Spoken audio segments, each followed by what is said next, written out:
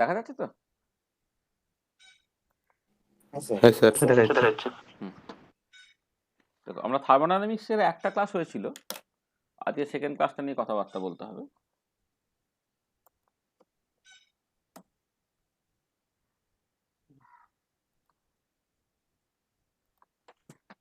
দেখো, আগের দিন আমি কি কি জিনিসগুলো বেসিক্যালি কভার করেছিলাম। আগের দিনে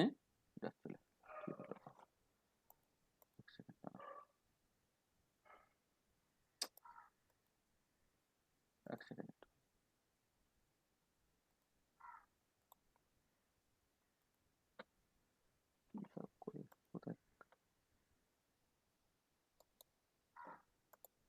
কোথা থেকে চলে এলো রে বাবা, যাচ্ছে না কেন?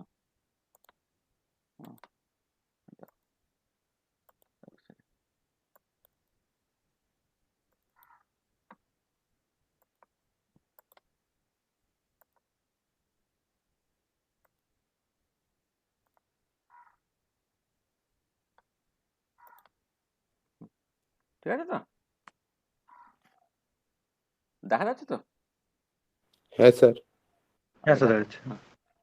দেখো, আজকে মানে আমরা আগের দিনে মানে ফার্স্ট ল রিলেটেড যে কথাগুলো বলার আর কি, সেগুলো প্রায় বলে ফেলেছিলাম।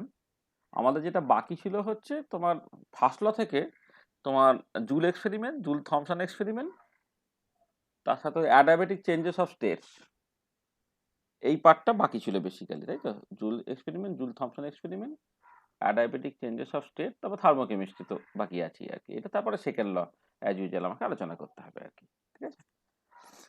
আচ্ছা, তাহলে আমরা মানে এই সিলেবাসটাকে পুরো ফলো করে দেখছি ব্যাপারটাকে।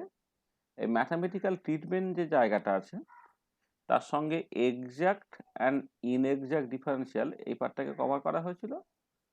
পার্শিয়াল ডেরিভেটিভস নিয়ে যে কথাগুলো বলার কথা সেগুলো আমরা বলেছি। অয়েলার রেসিপ্রোসিটি নিয়ে কথাবার্তা বলেছি। সাইক্লিক রুল নিয়ে কথাবার্তা বলেছি। রিভার্সিবল অ্যান্ড ইরিভার্সিবল প্রসেসেস এই নিয়ে কথাবার্তা বলেছি। এবার ল অফ থার্মোকেমিস্ট্রি, সেখানে আমি বেসিক্যালি যেটা করেছিলাম ইন্টারনাল এনার্জি এবং এনথালপি, এই যে লজ অফ থার্মোকেমিস্ট্রি স্টার্ট করেছিলাম, এটা পুরো শেষ হয়নি। এখানে এনথালপি নিয়ে কিছু কথাবার্তা বলেছি। হ্যাঁ, আর বাকি আরও কিছু কথাবার্তা জুল এক্সপেরিমেন্ট, জুল থমসন এক্সপেরিমেন্টের থ্রু দিয়ে আমাদেরকেও বলতে হবে।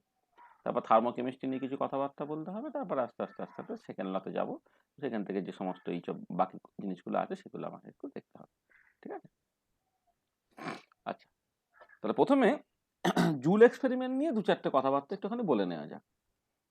ডিটেলিংটা তো অবশ্যই বলবো না, কারণ ডিটেলিংগুলো তোমরা এমনি পড়েছো।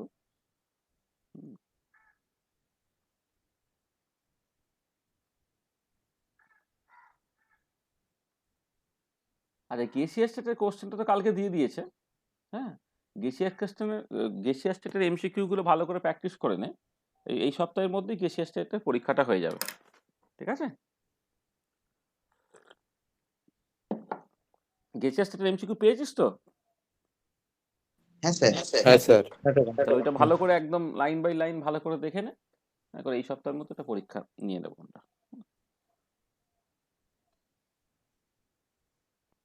আচ্ছা দেখো, আচ্ছা জুল এক্সপেরিমেন্টের মানে বেসিক্যালি জুল এক্সপেরিমেন্ট আমি এইভাবে ইন্ট্রোডিউস করেছিলাম যে ফার্স্ট ল থার্মোডাইনামিক্স যখন স্টার্ট করছো তুমি, মানে থার্মোডাইনামিক্সের লগুলো, সেগুলো তো তার কোনো অ্যাজাম্পশন বা পস্টুলেটস নেই। তুমি ডেইলি লাইফে যে সমস্ত এক্সপিরিয়েন্স গ্যাদার করছো বা এক্সপেরিমেন্টাল অবজারভেশনস যেগুলো আর কি, তার জেনারেলাইজেশন হচ্ছে লজ অফ থার্মোডাইনামিক্স।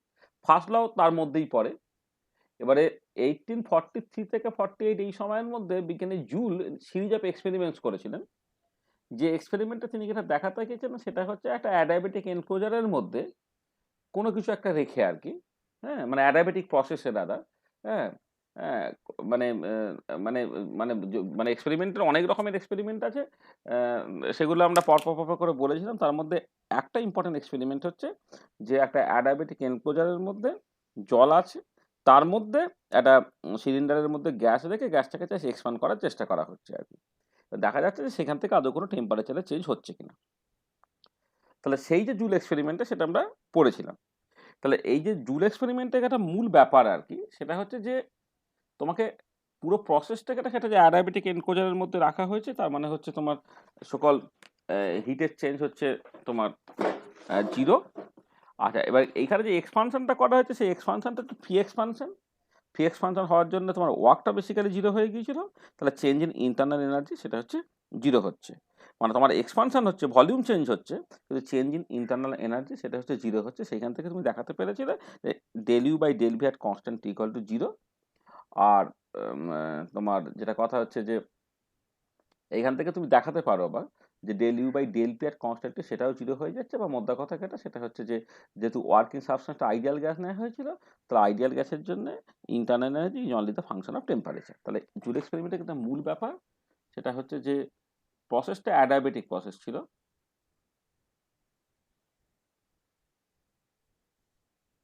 যার জন্য কিউটা তোমার জিরো ছিল, এটা ফ্রি এক্সপানশন ছিল, মনে আছে একটা কন্টেনারে গ্যাস ছিল আইডিয়াল গ্যাস, অন্য কন্টেনারটা ফাঁকা ছিল, সেখান থেকে এটা বেসিক্যালি ফ্রি এক্সপানশন ছিল, ফ্রি এক্সপানশনের ওয়ার্কটা হচ্ছে জিরো ছিল। সেই জন্যে যেটা হচ্ছে change in internal energy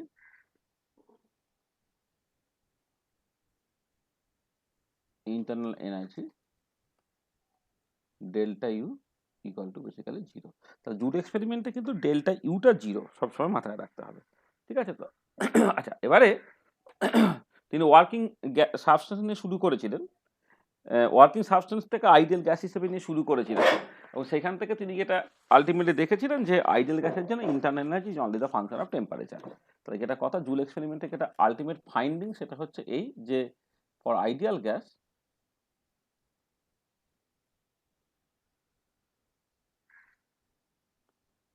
internal energy is only the function of temperature। এটা এবং এখান থেকে আমরা বলেছিলাম যে del you by del V at constant T equal to zero as well as del you by del P at constant T equal to zero. মানে আমি যদি টেম্পারেচারটাকে কনস্ট্যান্ট রেখে ভলিউম চেঞ্জ করি বা প্রেসার চেঞ্জ করি, তাহলে ইন্টারনাল এনার্জি কোনো চেঞ্জ হচ্ছে না। এটা কার জন্য? না আইডিয়াল গ্যাসের জন্য। আচ্ছা, এবারে আমরা এইখান থেকে একটা জিনিস বলেছিলাম সেটা হচ্ছে এই যে যদি আইডিয়াল গ্যাস না হতো তাহলে কি del you by del v at constant equal to zero, বা del you by del p at constant equal to zero? Mathematically thermodynamic equation of states আছে, থার্মোডাইনামিক ইকুয়েশন অফ স্টেট থেকে দেখানো যায় যে যদি গ্যাসটা আইডিয়াল না হয়, মানে বা যে কোনো সাবস্টেন্সের ক্ষেত্রে, রাদার এটা বলা উচিত যে কোনো সাবস্টেন্সের ক্ষেত্রে del you by del v at constant t এটা নেসেসারিলি জিরো নয়। মানে বেসিক্যালি তুমি যদি থার্মোডাইনামিক ইকুয়েশন অফ স্টেটটাকে কাজে লাগাও,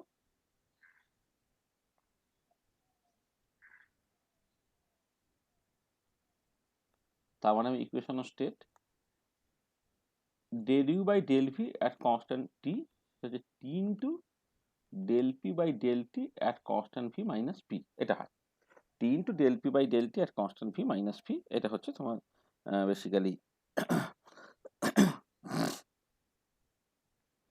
এর মানে থার্মোডাইনামিক ইকুয়েশন অফ স্টেট। এছাড়া আরেকটা equation of thermodynamic equation of state আছে, যেটা আমি জুল থমসন এক্সপেরিমেন্টাল কনটেক্সটে বলবো, যেটা হচ্ছে del H by del P at constant t, সেই রিলেটেড যেটা, সেটা v minus T into del V by del T at constant p, সেটা আমি পরে বলছি। তাহলে এক্ষেত্রে এটা দরকার, থার্মোডাইনামিক ইকুয়েশন অফ স্টেটটা হচ্ছে del you by del V at constant T equal del you by del V at constant T equal to T into del P by del T at constant P minus P.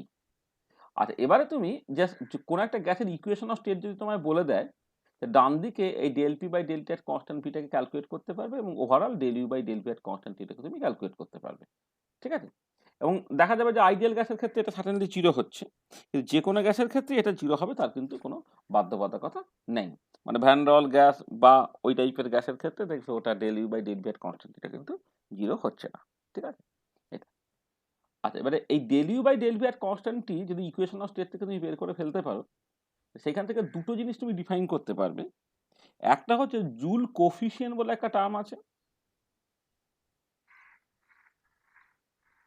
Joule coefficient, যেটাকে mu J দিয়ে নাম দেওয়া হচ্ছে। এটা formal definition হচ্ছে যে joule এক্সপেরিমেন্টে আমি তো ইন্টারনাল এনার্জিটাকে কনস্ট্যান্ট রেখে এক্সপানশন করছে, তো ভলিউম চেঞ্জ হচ্ছে, তাহলে ইন্টারনাল এনার্জিকে কনস্ট্যান্ট রেখে প্রতি একক ভলিউম চেঞ্জের জন্য টেম্পারেচারের যে চেঞ্জটা হচ্ছে, অর্থাৎ del T by del V at constant U, সেটা হচ্ছে তোমার বেসিক্যালি জুল কোফিশিয়েন্ট, ঠিক আছে? এটা mu J equal to del T by del V at constant U, ঠিক আছে? এটা আচ্ছা, এবারে এইটাকে তুমি ওই সাইক্লিক রুল এইসব ইউজ করে দেখাতে পারো। এইটা হবে হচ্ছে -1/CV del u by del v at constant t। তার মানে দেখো, যদি del u by del v at constant টিটা তুমি বের করতে পারো, তো সেইখান থেকে কিন্তু জুল কোফিশিয়েন্টটাকে বের করতে পারবে। আর জুল কোফিশিয়েন্ট বের করতে পারলে, জুল কোফিশিয়েন্ট যদি 0 ভ্যালু বেরোয়, তাহলে ওই জুল এক্সপানশনের জন্য কোনোভাবেই তোমার টেম্পারেচারে কোনো চেঞ্জ হচ্ছে না। কিন্তু যদি জুল কোফিশিয়েন্ট নন জিরো হয়ে যায়, তাহলে জুল এক্সপানশনে তো ভলিউমের চেঞ্জ অবশ্যই হচ্ছে, তাহলে টেম্পারেচারের চেঞ্জ হবে। সেটা তুমি দেখতে পাবে আর কি, এইটা। আর এটা তো আর এক লাইন যদি এক্সট্রা তুমি করে দাও, -1/CV del u by del v এর কনস্ট্যান্ট আগে ইকুয়েশন থেকে বসিয়ে দিতে পারো, t into del p by del t at constant v minus p। এটা হলো। আচ্ছা, আর কি আর একটা এইখান থেকে ভীষণ ইম্পর্টেন্ট পয়েন্ট, সেটা হচ্ছে internal pressure.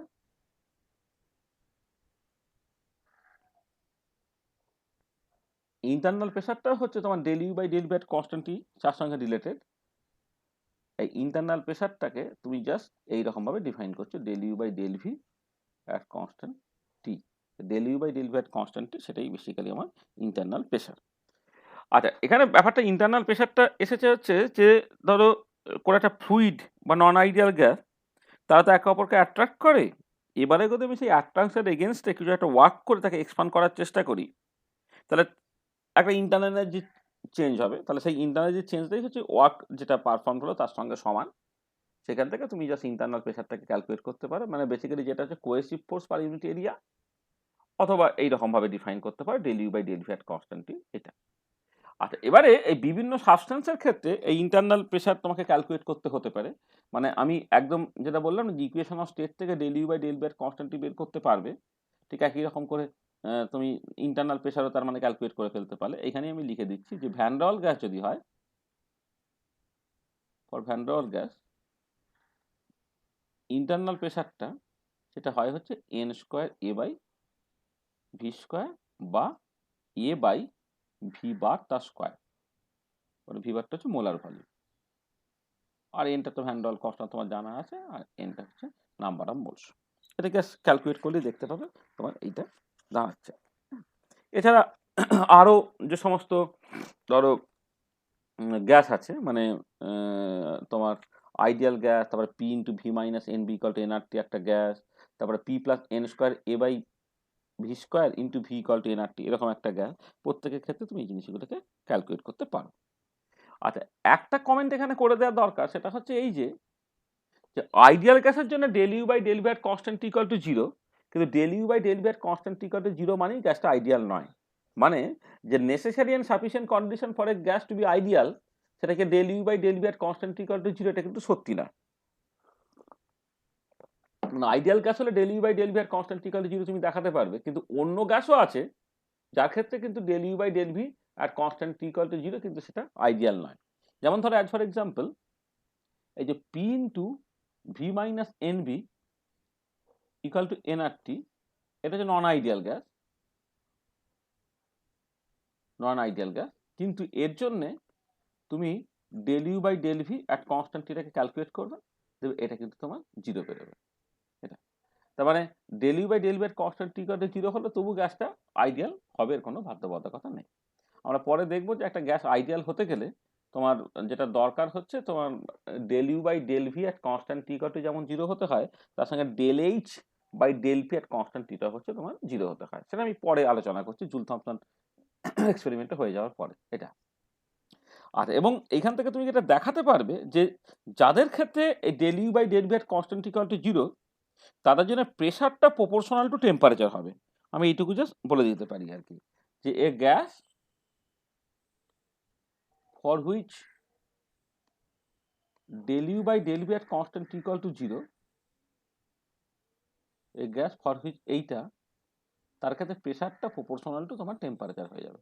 Pressure proportional to temperature, এখানে যেমন পরিষ্কার দেখো, কোনো একটা গিভেন ভলিউমে প্রেশারটা প্রপোর্শনাল টু টেম্পারেচার, তাহলে প্রেশার প্রপোর্শনাল টু টেম্পারেচার হয়ে গেলে তার জন্য del u by del v at constant equal to তোমার 0 হয়ে যাবে। ঠিক আছে, এই হচ্ছে ব্যাপার। তো এই হচ্ছে মোটামুটি জুল এক্সপেরিমেন্ট নিয়ে জাস্ট দু চারটে কথাবার্তা বলা। তা জুল এক্সপেরিমেন্টে তার যে ডিটেলিং যে জায়গাটা আর কি, মানে এখান থেকে আসলে ইন্টারনাল যে কনসেপ্টটা প্রথম ইন্ট্রোডিউসড হচ্ছে, হ্যাঁ, মানে এক্ষেত্রে যে জিনিসগুলো মানে তুমি মানে এটা অত যে ইম্পর্টেন্ট চ্যাপ্টার সেরকম ইম্পর্টেন্ট টপিক সেরকম নয়। জুল থমসন এক্সপেরিমেন্ট অনেক বেশি ইম্পর্টেন্ট। কিন্তু মোটামুটি যে জিনিসগুলো জানার দরকার সেই জিনিসগুলো আমরা এখানে কভার করে দিলাম। ঠিক আছে? এইগুলো বললেই হবে। আচ্ছা, এবার নেক্সট যে জিনিসটা আমি ঢুকে যাচ্ছি সেটা হচ্ছে জুল থমসন এক্সপেরিমেন্ট। এইটা নিয়ে একটুখানি ভালো করে কথাবার্তা বলতে হবে।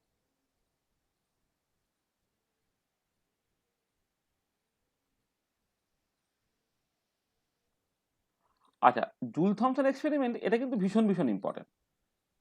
মানে এখান থেকে পরীক্ষায় রেগুলারলি কোশ্চেন পড়বে বা কনসেপচুয়ালি এই জায়গাটা হচ্ছে খুবই ভালো একটা জায়গা। আচ্ছা দেখো, এই জুল থমসন এক্সপেরিমেন্ট যেটা, সেটাকে এক কথায় যদি তুমি বলো এটা হচ্ছে অ্যাডায়াবেটিক একটা এক্সপানশন প্রসেস, মানে অ্যাডায়াবেটিক ইরিভার্সিবল এক্সপানশন প্রসেস। কিন্তু just ordinary adiabatic irreversible expansion process নয়, এটা একটা special kind of adiabatic irreversible expansion process, যেটাকে থ্রটলিং প্রসেস বলা হয়। এবং আমরা দেখব যে এই পার্টিকুলার প্রসেসের জন্য শুরুতে যা এনথালপি ছিল শেষে কিন্তু এনথালপিটা তোমার একই থাকবে। তাহলে এটা সেইভাবে দেখতে গেলে এটা একটা special kind of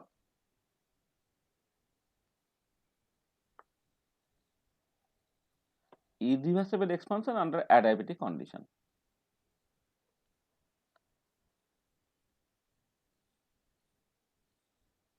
Irreversible expansion under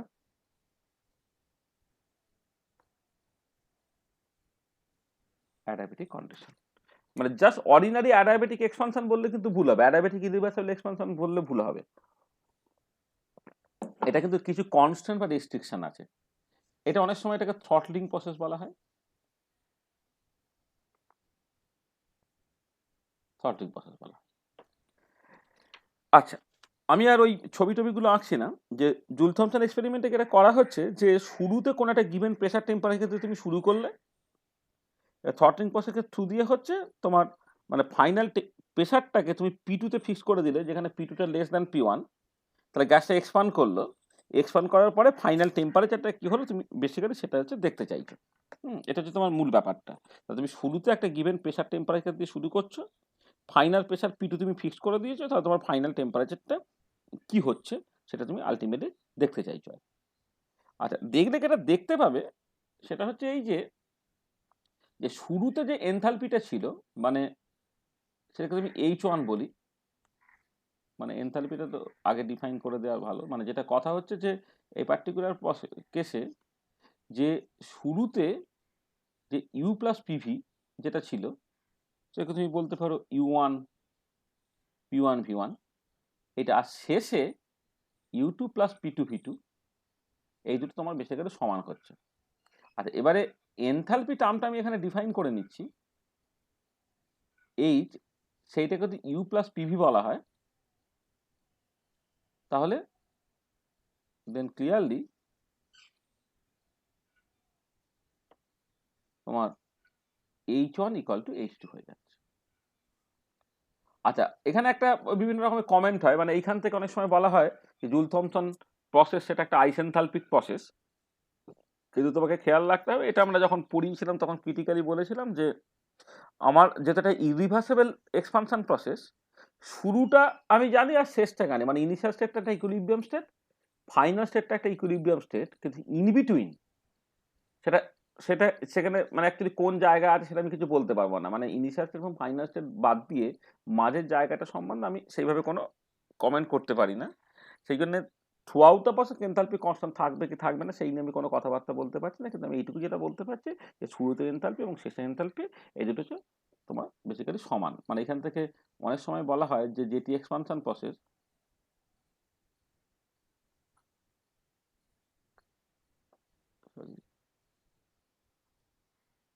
যেটি এক্সপানশন ইজ আইসেনথালপিক ইন নেচার, এরকম একটা কমেন্ট তোমার করা হয়। এটা কিন্তু তোমার একটা মানে ক্রিটিসাইজ করারও জায়গা আছে, কিন্তু হয়তো দেখবে পরীক্ষায় এটাকে আইসেনথালপিক প্রসেস ধরে নিয়ে হয়তো কথাবার্তা তোমায় বলতে বলবে। ঠিক আছে, যেটা মোদ্দা কথা যে শুরুতে এনথালপি এবং শেষে এনথালপি এই দুটো কিন্তু তোমার সমান ছিল এটা। আচ্ছা, এবারে যেটা হচ্ছে যে যখন জুল থমসন এক্সপানশন করছো, তুমি যদি শুরুটা করছো কোনো একটা গিভেন প্রেসার এবং টেম্পারেচার থেকে, তাহলে শুরুটা করছো একটা পার্টিকুলার প্রেসার P1 এবং পার্টিকুলার টেম্পারেচার T1 থেকে। এবার বিভিন্ন স্টেপের থ্রু দিয়ে তুমি আলটিমেটলি গিয়ে পৌঁছালে ধরো একটা ফাইনাল প্রেসার, হ্যাঁ, ধরে নাও একটা কিছু P ফাইনাল এবং T ফাইনাল, এরকম একটা জায়গাতে তুমি গিয়ে পৌঁছালে। মানে জুল থমসন এক্সপানশন প্রসেসটা একটা স্টেপে করছো না, তুমি একাধিক স্টেপে করছো। যেটা হচ্ছে শুরুতে যা এনথালপি ছিল, এইখানে যদি এনথালপিটা HI বলি, ইনিশিয়াল এনথালপিটা, তাহলে এই ফাইনালি যে এনথালপিটা সেটা কিন্তু তোমার বেসিক্যালি সমান হচ্ছে। আর এবারে কিন্তু ইন্টারমিডিয়েট স্টেপস থাকে, তাহলে এই প্রথম স্টেপের পরও এনথালপিটা যা ছিল তাই রয়ে গেল, সেকেন্ড থেকে থার্ডে যাওয়ার সময় এনথালপিটা যা ছিল তাই রয়ে গেল, থার্ড থেকে ফোর্থে এনথালপিটা যা ছিল তাই রয়ে গেল। তার মানে ইনিশিয়াল এবং ফাইনাল স্টেটের মধ্যে যদি তুমি অনেকগুলো ইন্টারমিডিয়েট স্টেপও কনসিডার করো, তার ক্ষেত্রেও কিন্তু এনথালপিটা কনস্ট্যান্ট থাকবে। এবং সেই কনস্ট্যান্ট এনথালপিতে তোমাকে যেটা দেখতে হচ্ছে সেটা হচ্ছে এই যে তোমার এখানে কে কে চেঞ্জ হচ্ছে না, প্রেশারটাকে তুমি চেঞ্জ করছো, তার মতো করে টেম্পারেচারের চেঞ্জটা তুমি মাপছো।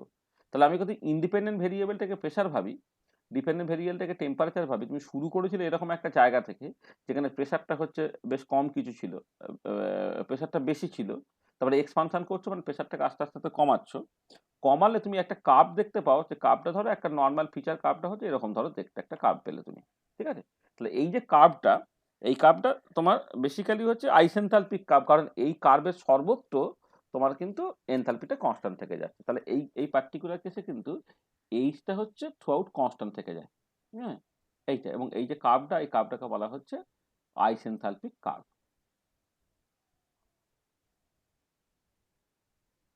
এটা হচ্ছে আইসেনথালপিক কার্ভ, ঠিক আছে? টেম্পারেচার ওয়াই অ্যাক্সিস বরাবর, এক্স অ্যাক্সিস বরাবর প্রেশার তুমি প্লট করছো। এইটা হয়তো স্টার্টিং পয়েন্ট, এবার আস্তে আস্তে আস্তে আস্তে যখন বিভিন্ন স্টেপগুলো করে করে একটা ফাইনাল স্টেপে গিয়ে পৌঁছাচ্ছ, তাহলে কার্ভের নেচারটা হচ্ছে নর্মালি তোমার এই ধরনের দেখতে। আচ্ছা, এই কার্ভে তুমি যেটা দেখতে পাচ্ছ যে এই একটা পার্টিকুলার পয়েন্ট আছে, এই পার্টিকুলার পয়েন্টটা, এই পার্টিকুলার পয়েন্ট, এই পার্টিকুলার পয়েন্টের ডান দিকে যদি তুমি দেখো, তাহলে এক্সপানশন করলে টেম্পারেচারটা বাড়ছে, অর্থাৎ এই পার্টিকুলার কেসে কিন্তু তোমার বেসিক্যালি হিটিং হচ্ছে।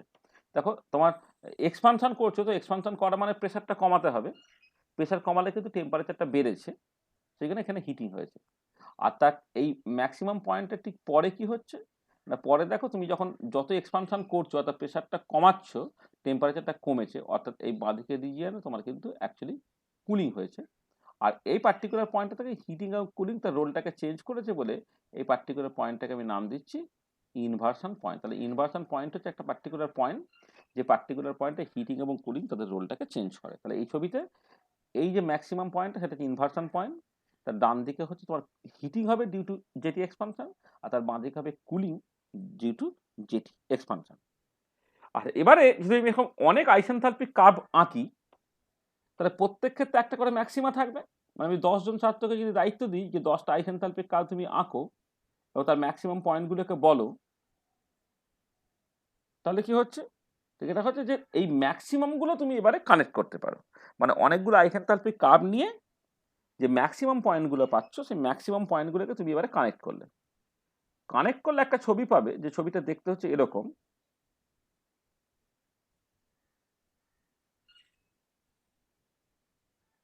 এরকম একটা তুমি ধরো ছবি পেলে, ঠিক আছে?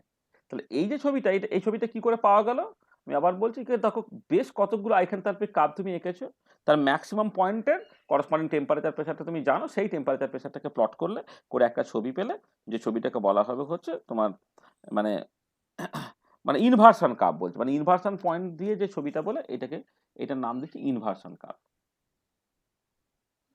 আগেরটা যে আইসেনথালপিক কার্ভ, এটা হচ্ছে ইনভার্সন কার্ভ।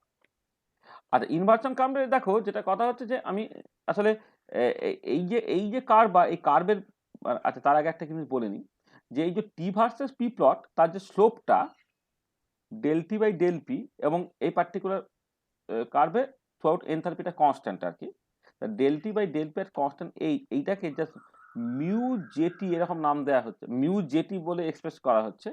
এইটা হচ্ছে তোমার জুল থমসন কোফিসিয়েন্ট,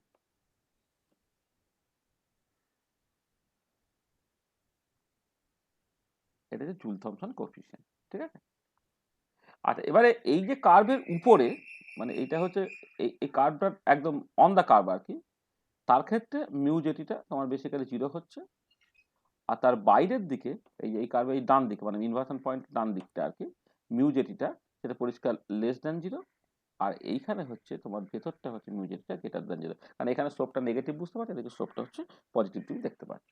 আচ্ছা, মিউ জেটি গ্রেটার দ্যান 0 মানে হচ্ছে এই যে ডোমের ভেতরটা, এই ভেতরটা তোমার বেসিক্যালি কুলিং হবে, বাইরেটা হচ্ছে তোমার হিটিং হবে। আর এই হিটিং থেকে কুলিং চেঞ্জ ওভারটা হচ্ছে এই করসপন্ডিং এই কার্ভের উপরে, এখানে কার্ভের উপরের পয়েন্টগুলো হচ্ছে তোমার ইনভার্সন পয়েন্ট রিপ্রেজেন্ট করে। আচ্ছা, এবং আরও যেটা দেখতে পাচ্ছ সেটা হচ্ছে একটা পার্টিকুলার প্রেশার আছে, যে পার্টিকুলার প্রেশারের যদি তুমি বেশি প্রেশারে থাকো, এটা আমি পি ম্যাক্স ধরো নাম দিলাম, যদি পিটা গ্রেটার দেন পি ম্যাক্স হয়ে গেলে তাহলে অলওয়েজ তোমার হিটিং হবে, তাহলে কুলিং হতে গেলে প্রেশারটাকে পি ম্যাক্সের থেকে কম হতে হবে।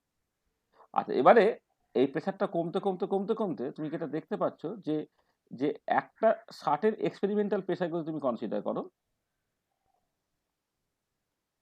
এই এক্সপেরিমেন্টাল প্রেশারে দেখো এই ইনভার্সন কার্ভটা দুবার ইন্টারসেক্ট হচ্ছে। দুবার ইন্টারসেক্ট হচ্ছে, জাস্ট মানটা হচ্ছে এর দুটো ইনভার্সন টেম্পারেচার আছে, তো একটা T1 বললাম, একটা হচ্ছে তোমার T2 বললাম। তাহলে তাহলে প্রেশারটা যখন ওই পি ম্যাক্সের থেকে কম হয়ে যায়, তখন হচ্ছে একটা এক্সপেরিমেন্টালি দুটো ইনভার্সন টেম্পারেচার পাওয়া যায়, একটা লো ইনভার্সন টেম্পারেচার, একটা হাই ইনভার্সন টেম্পারেচার। এবারে প্রেশারটা কমতে কমতে কমতে কমতে যদি প্রেশারটা টেন্স টু 0 হয়ে যায়, তাহলে এই ইনভার্সন টেম্পারেচার, হ্যাঁ, তার একটা তুমি মিনিমাম ভ্যালু পাবে এইটা, আর এইখানে হচ্ছে ইনভার্সন টেম্পারেচার একটা ম্যাক্সিমাম ভ্যালু তুমি পাবে। তাহলে দেখো যে তোমার যদি কুলিং হতে হয়, তাহলে যেটা কথা হচ্ছে প্রেশারটা পিম্যাক্সের থেকে কম হতে হবে, আর টেম্পারেচারটা এই টিআই মিনিমাম আর টিআই ম্যাক্সিমামের মাঝে থাকতে হবে। তার মানে ফর কুলিং প্রেশারটা অবশ্যই পিম্যাক্সের থেকে কম হতে হবে, অ্যান্ড টিটা এই মিনিমাম ইনভার্সন টেম্পারেচার এবং ম্যাক্সিমাম ইনভার্সন টেম্পারেচার তোমার মাঝে থাকতে হবে। যদি প্রেশারটা এই পিম্যাক্সের থেকে বেশি হয়ে যায়, তাহলে এই ভেতরটার বাইরে তুমি বেরিয়ে গেলে সেখান থেকে কিন্তু সবসময় তুমি হিটিং পাবে। ঠিক আছে? আচ্ছা, এবারে যেটা দেখা যায় যে তোমার হাইড্রোজেন হিলিয়াম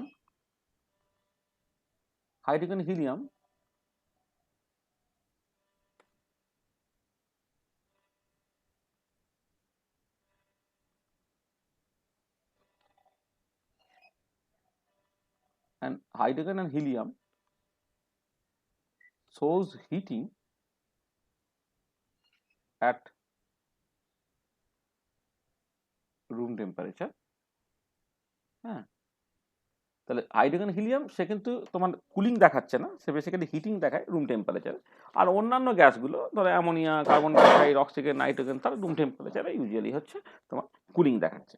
আর এবারে কেন তোমার হিটিং দেখাচ্ছে, কেন কুলিং দেখাচ্ছে, সেইটার যদি আবার লজিকটা তুমি দেখো, তাহলে সেটা হচ্ছে এই যে তুমি পরে, আমি একটু পরে এটা বলছি, যে যদি ধরে নাও এরা মানে ভ্যান ডার গ্যাসের ইকুয়েশন অফ স্টেট ওবে করছে, তাহলে এদের যে ইনভার্সন টেম্পারেচারটা মানে ম্যাক্সিমাম ইনভার্সন টেম্পারেচার মোটামুটি A/RB এই টাইপের একটা দেখতে, 2A/RB এরকম একটা জিনিস দেখতে হয়।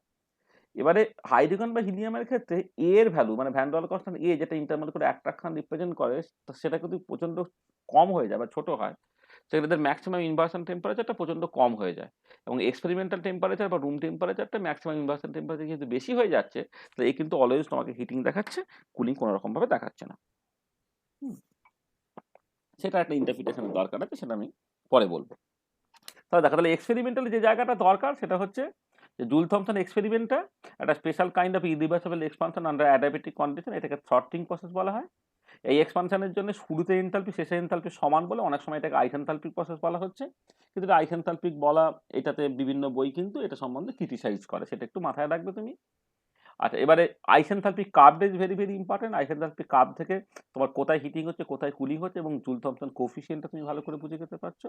আর ইনভার্সন কার্ভটা তুমি বুঝতে পারছো, যদি অনেকগুলো আইসেনথালপিক কার্ভ থাকে, তার ম্যাক্সিমাম পয়েন্ট যেটা ইনভার্সন পয়েন্ট, সেই ইনভার্সন পয়েন্টগুলো যদি প্লট করা হয়, তাহলে যে কার্ভটা পাচ্ছে সেটা ইনভার্সন কার্ভ। ইনভার্সন কার্ভ থেকে কোথায় কুলিং, কোথায় হিটিং, হ্যাঁ, তারপরে তোমার আচ্ছা, এইখান থেকে একটা কথা বলে নিই, এই যে ইনভার্সন জুল থমসন কোফিশিয়েন্ট যখন তুমি বলেছো, সেখান থেকে একটা জিনিস দেখতে পাচ্ছ, দেখো যে এই কার্ভের নেচার থেকেও পরিষ্কার যে ডান দিকটা যেখানে হিটিং হয়েছে, মিউজেটিটা সেখানে লেস দ্যান 0, সেটা ইমপ্লাই করবে তখন হিটিং হবে। এই ছবি থেকেই পরিষ্কার, মানে এখানে স্লোপটা নেগেটিভ কিন্তু হয়েছে হিটিং। আর মিউজেটিটা যেখানে তোমার গ্রেটার দ্যান 0 হয়ে যায়, তখন বেসিক্যালি তোমার কুলিং হয়েছে। আর ইনভার্সন পয়েন্টটা কি হয়েছে, এক্সপেরিমেন্টাল ছবিটা যেহেতু ম্যাক্সিমা দিয়ে যাচ্ছে, সেখানে ইনভার্সন পয়েন্ট পাওয়ার জন্য হচ্ছে তোমার তোমার মিউজেটিটা বেসিক্যালি 0 হয়ে যাবে। তাহলে at a particular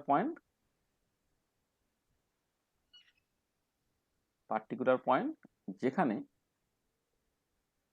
মিউজেটি equal to 0 gives the inversion point. Inversion পয়েন্টে কিন্তু মিউজেটটা তোমার বেসিক্যালি 0 হয়ে যায়। তাহলে কার্ভের ছবি থেকে, কার্ভ থেকে তোমার এটা পরিষ্কার হয়েছে। ঠিক আছে। আচ্ছা, এবারে তুমি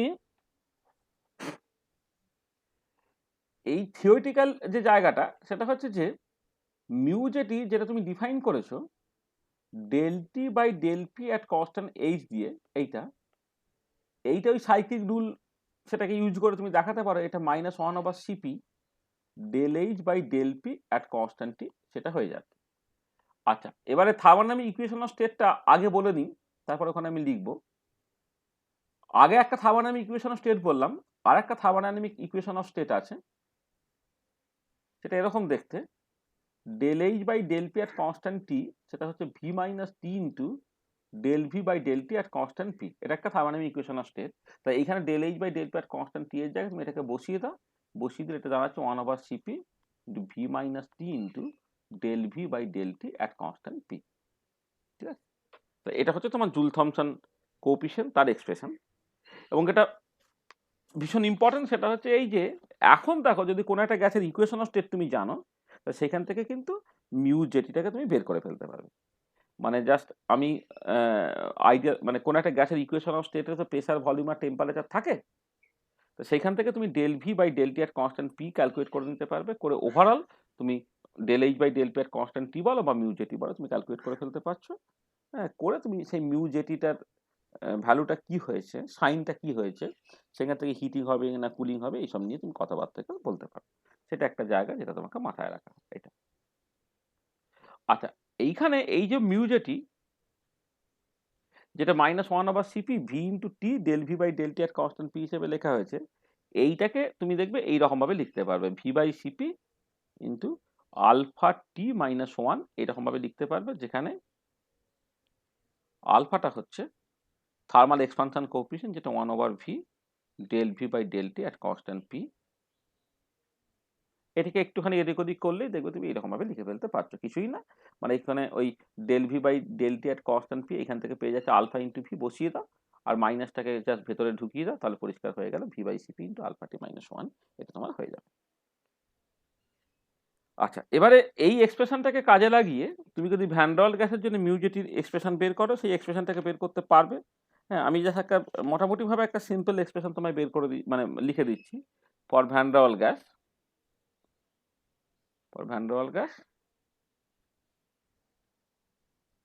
মিউজেটির একটা এক্সপ্রেশন বেরো, যেটা -1/cp বার ইন্টু বি মাইনাস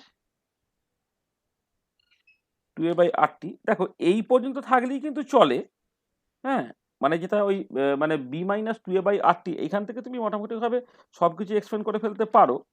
এবারে তার সঙ্গে আর একটা আমি কারেকশন একটু লিখে রাখছি, একটা জাস্ট ইম্পর্টেন্ট মেসেজ দেওয়ার জন্য, এটা +6abp বাই ধরে নাও এই r² t², এর সঙ্গে আরো কিছু কিছু কারেকশন এইসব আছে। আমি এই পর্যন্ত বললাম, জাস্ট এইখান থেকে এই জিনিসটা আমি বোঝাতে চাইছি, সেটা হচ্ছে এই যে এখানে দেখো যে যখন তুমি মিউজেটি ইকুয়াল টু 0 করবে, তা মিউজেটি 0 করলে কিন্তু দুটো ইনভার্সন টেম্পারেচার পেয়ে যাবে, কারণ টেম্পারেচারটা কোয়াড্রেটিক ইকুয়েশন আর কি। তাহলে এখান থেকে তুমি যদি মিউজেটি ইকুয়াল টু 0 করো, তাহলে এইখান থেকে মানে উই গেট 2 ইনভার্সন টেম্পারেচার, দুটো ইনভার্সন টেম্পারেচার পাবে।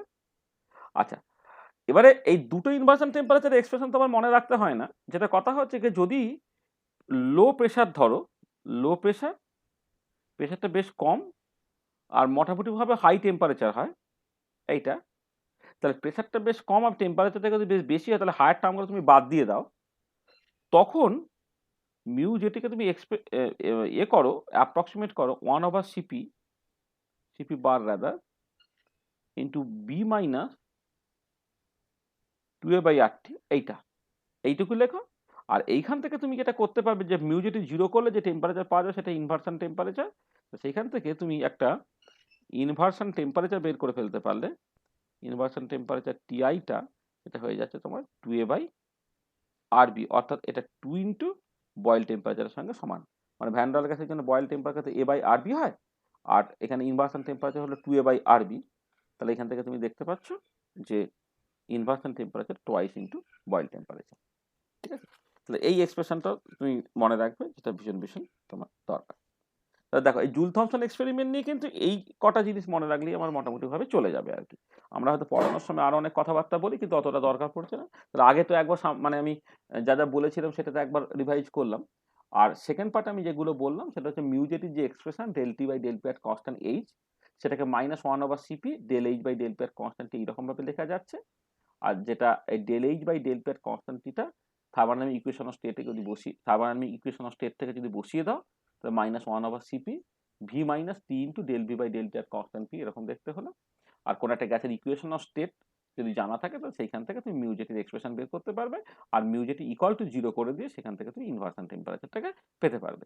ভ্যান ডাল গ্যাসটাকে যদি এক্সাম্পল হিসেবে তুমি ধরো তাহলে সেইখানে তুমি যেটা দেখতে পাচ্ছ যে তোমার ইনভার্সন টেম্পারেচার মানে মিউজেটির একটা মানে অ্যাকচুয়ালি ভিরিয়াল ইকুয়েশনের ফর্মে লিখে মিউজেটিটা যদি তুমি এক্সপ্রেস করো সেখানে তোমার অনেক টার্ম থাকবে। প্রথম যে তিনটে লিডিং টার্ম সেটা আমি লিখলাম, যেটা বেসিক্যালি কোয়াড্রেটিক ইন, মানে সেটাকে যদি 0 করা হয় সেটা কোয়াড্রেটিক ইন টেম্পারেচার হচ্ছে, সেখানে দুটো ইনভার্সন টেম্পারেচার তুমি পেতে পারো। কিন্তু ইম্পর্টেন্ট যে ইনভার্সন টেম্পারেচারটা যদি লো প্রেশার হাই টেম্পারেচারে করো তাহলে হচ্ছে ওই মানে হায়ার অ্যান্ড হায়ার টার্মগুলোকে তুমি নেগলেক্ট করছো, করে সেখান থেকে ইনভার্সন টেম্পারেচার যেটা পেলে সেটা হচ্ছে 2a/RB, যেটা হচ্ছে 2 ইন্টু বয়েল টেম্পারেচার। ঠিক আছে, এই হচ্ছে গল্প। আচ্ছা, এবারে মানে এখানে হয়তো অনেক সময় যেটা কথা যে ধরো এই যে মিউজেটি ধরো সেটাকে -1/cp bar B minus 2a/RT plus 6abp by ধরো r² t² এরকম একটা এক্সপ্রেশন তুমি লিখেছো, এটা ভ্যান ডাল গ্যাসের জন্য। এইখান থেকে তিনটে লিমিট আমি একটুখানি বলে দিচ্ছি, হয়তো কখনো কখনো তোমার মনে থাকার সুবিধা হবে।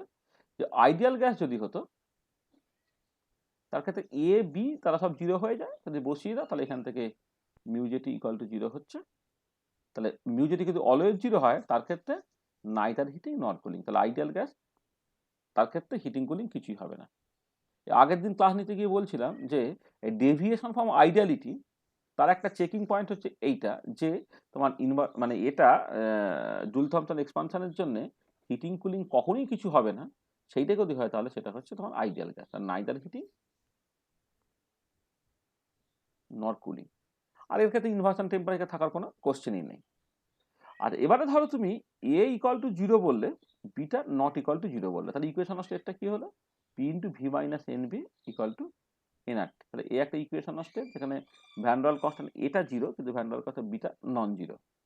তাহলে এবারে এই যে এক্সপ্রেশনটা পাওয়া গেছে সেই এক্সপ্রেশনে যদি আমি এই জায়গায় 0 বসিয়ে দিই তাহলে সেকেন্ড টার্ম থার্ড টার্ম সব 0 হয়ে গেল।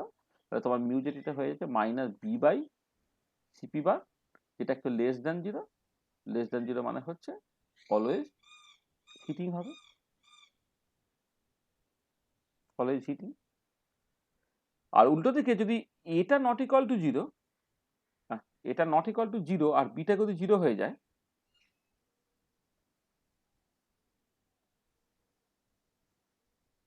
বিটা যদি 0 হয়ে যায় তাহলে যে ইকুয়েশন অফ স্টেটটা তুমি পেলে সেটা হচ্ছে p plus n²/v² into V equal two nRT এইটা।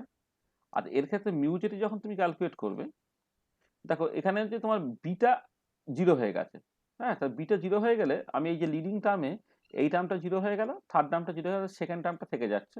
সেকেন্ড টার্মটা কি বলছেন, এটা 2a by CP bar into RT, এরকম একটা এক্সপ্রেশন তোমার বেরোচ্ছে। আর এটা যেহেতু গ্রেটার দ্যান 0 অলওয়েজ, সেখানে এর ক্ষেত্রে অলওয়েজ কুলিং হবে। আচ্ছা, এবং এইখান থেকে একটা জিনিস দেখো, সেটা হচ্ছে যে যখন মানে এ আর বি দুটোই 0 মানে ইন্টারমলিকুলার অ্যাট্রাকশন রিপালশন কিছুই থাকছে না, তখন হিটিং কুলিং কিছুই হয় না। যখন তোমার এই বি আছে অর্থাৎ রিপালশন আছে তখন হিটিং হয়, আর যখন অ্যাট্রাকশন হয় তখন বেসিক্যালি তোমার কুলিং হয়। তাহলে হচ্ছে মানে when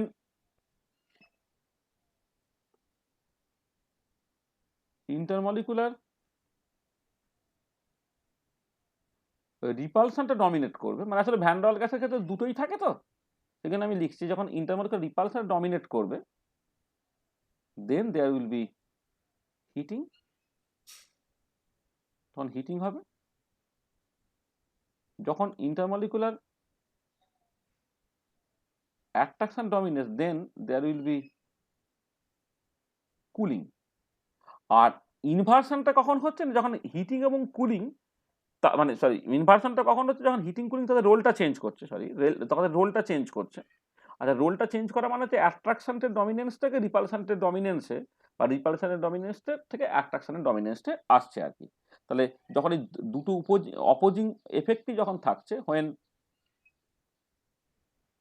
two opposing effects are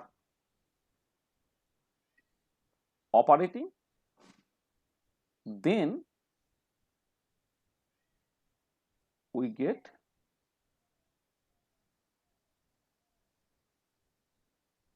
inversion point. Inversion পেতে গেলে দুটো অপোজিট ফোর্সই থাকতে হবে, অ্যাট্রাকশন রিপালশন থাকতে হবে।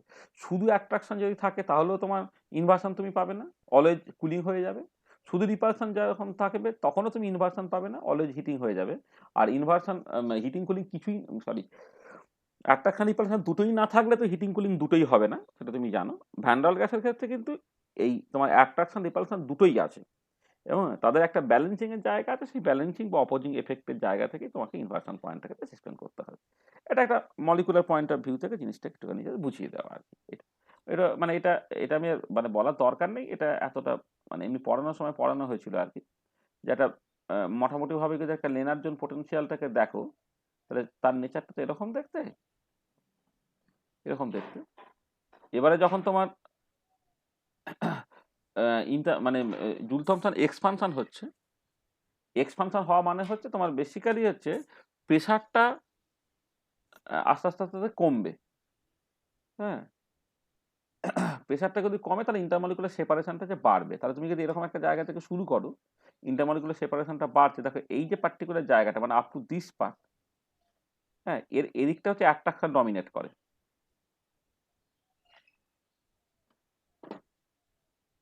আর এই পয়েন্টের বাঁদিকে হচ্ছে রিপালশন ডমিনেট করে।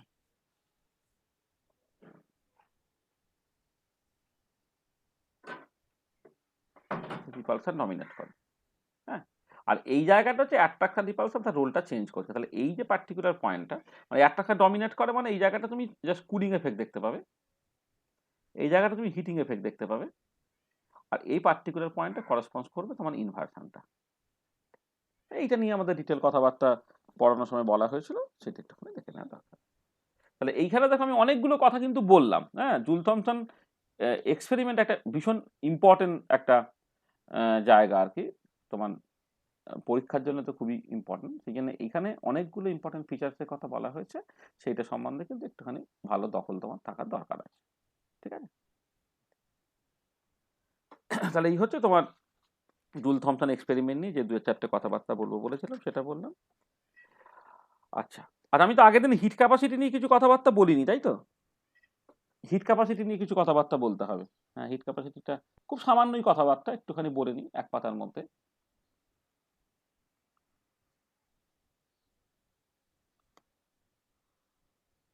আচ্ছা, এই যে হিট ক্যাপাসিটিতে তুমি যে জিনিসগুলোতে এমফ্যাসিস দেবে, একটা হচ্ছে তোমার মানে মানে এই যে হিট ক্যাপাসিটি, স্পেসিফিক হিট, এই যে কথাগুলো মোলার হিট ক্যাপাসিটি এগুলো তো যেমন আছে আছে আর কি, তাহলে দুটো জিনিস যেটা ইম্পর্টেন্ট সেটা হচ্ছে heat capacity at constant volume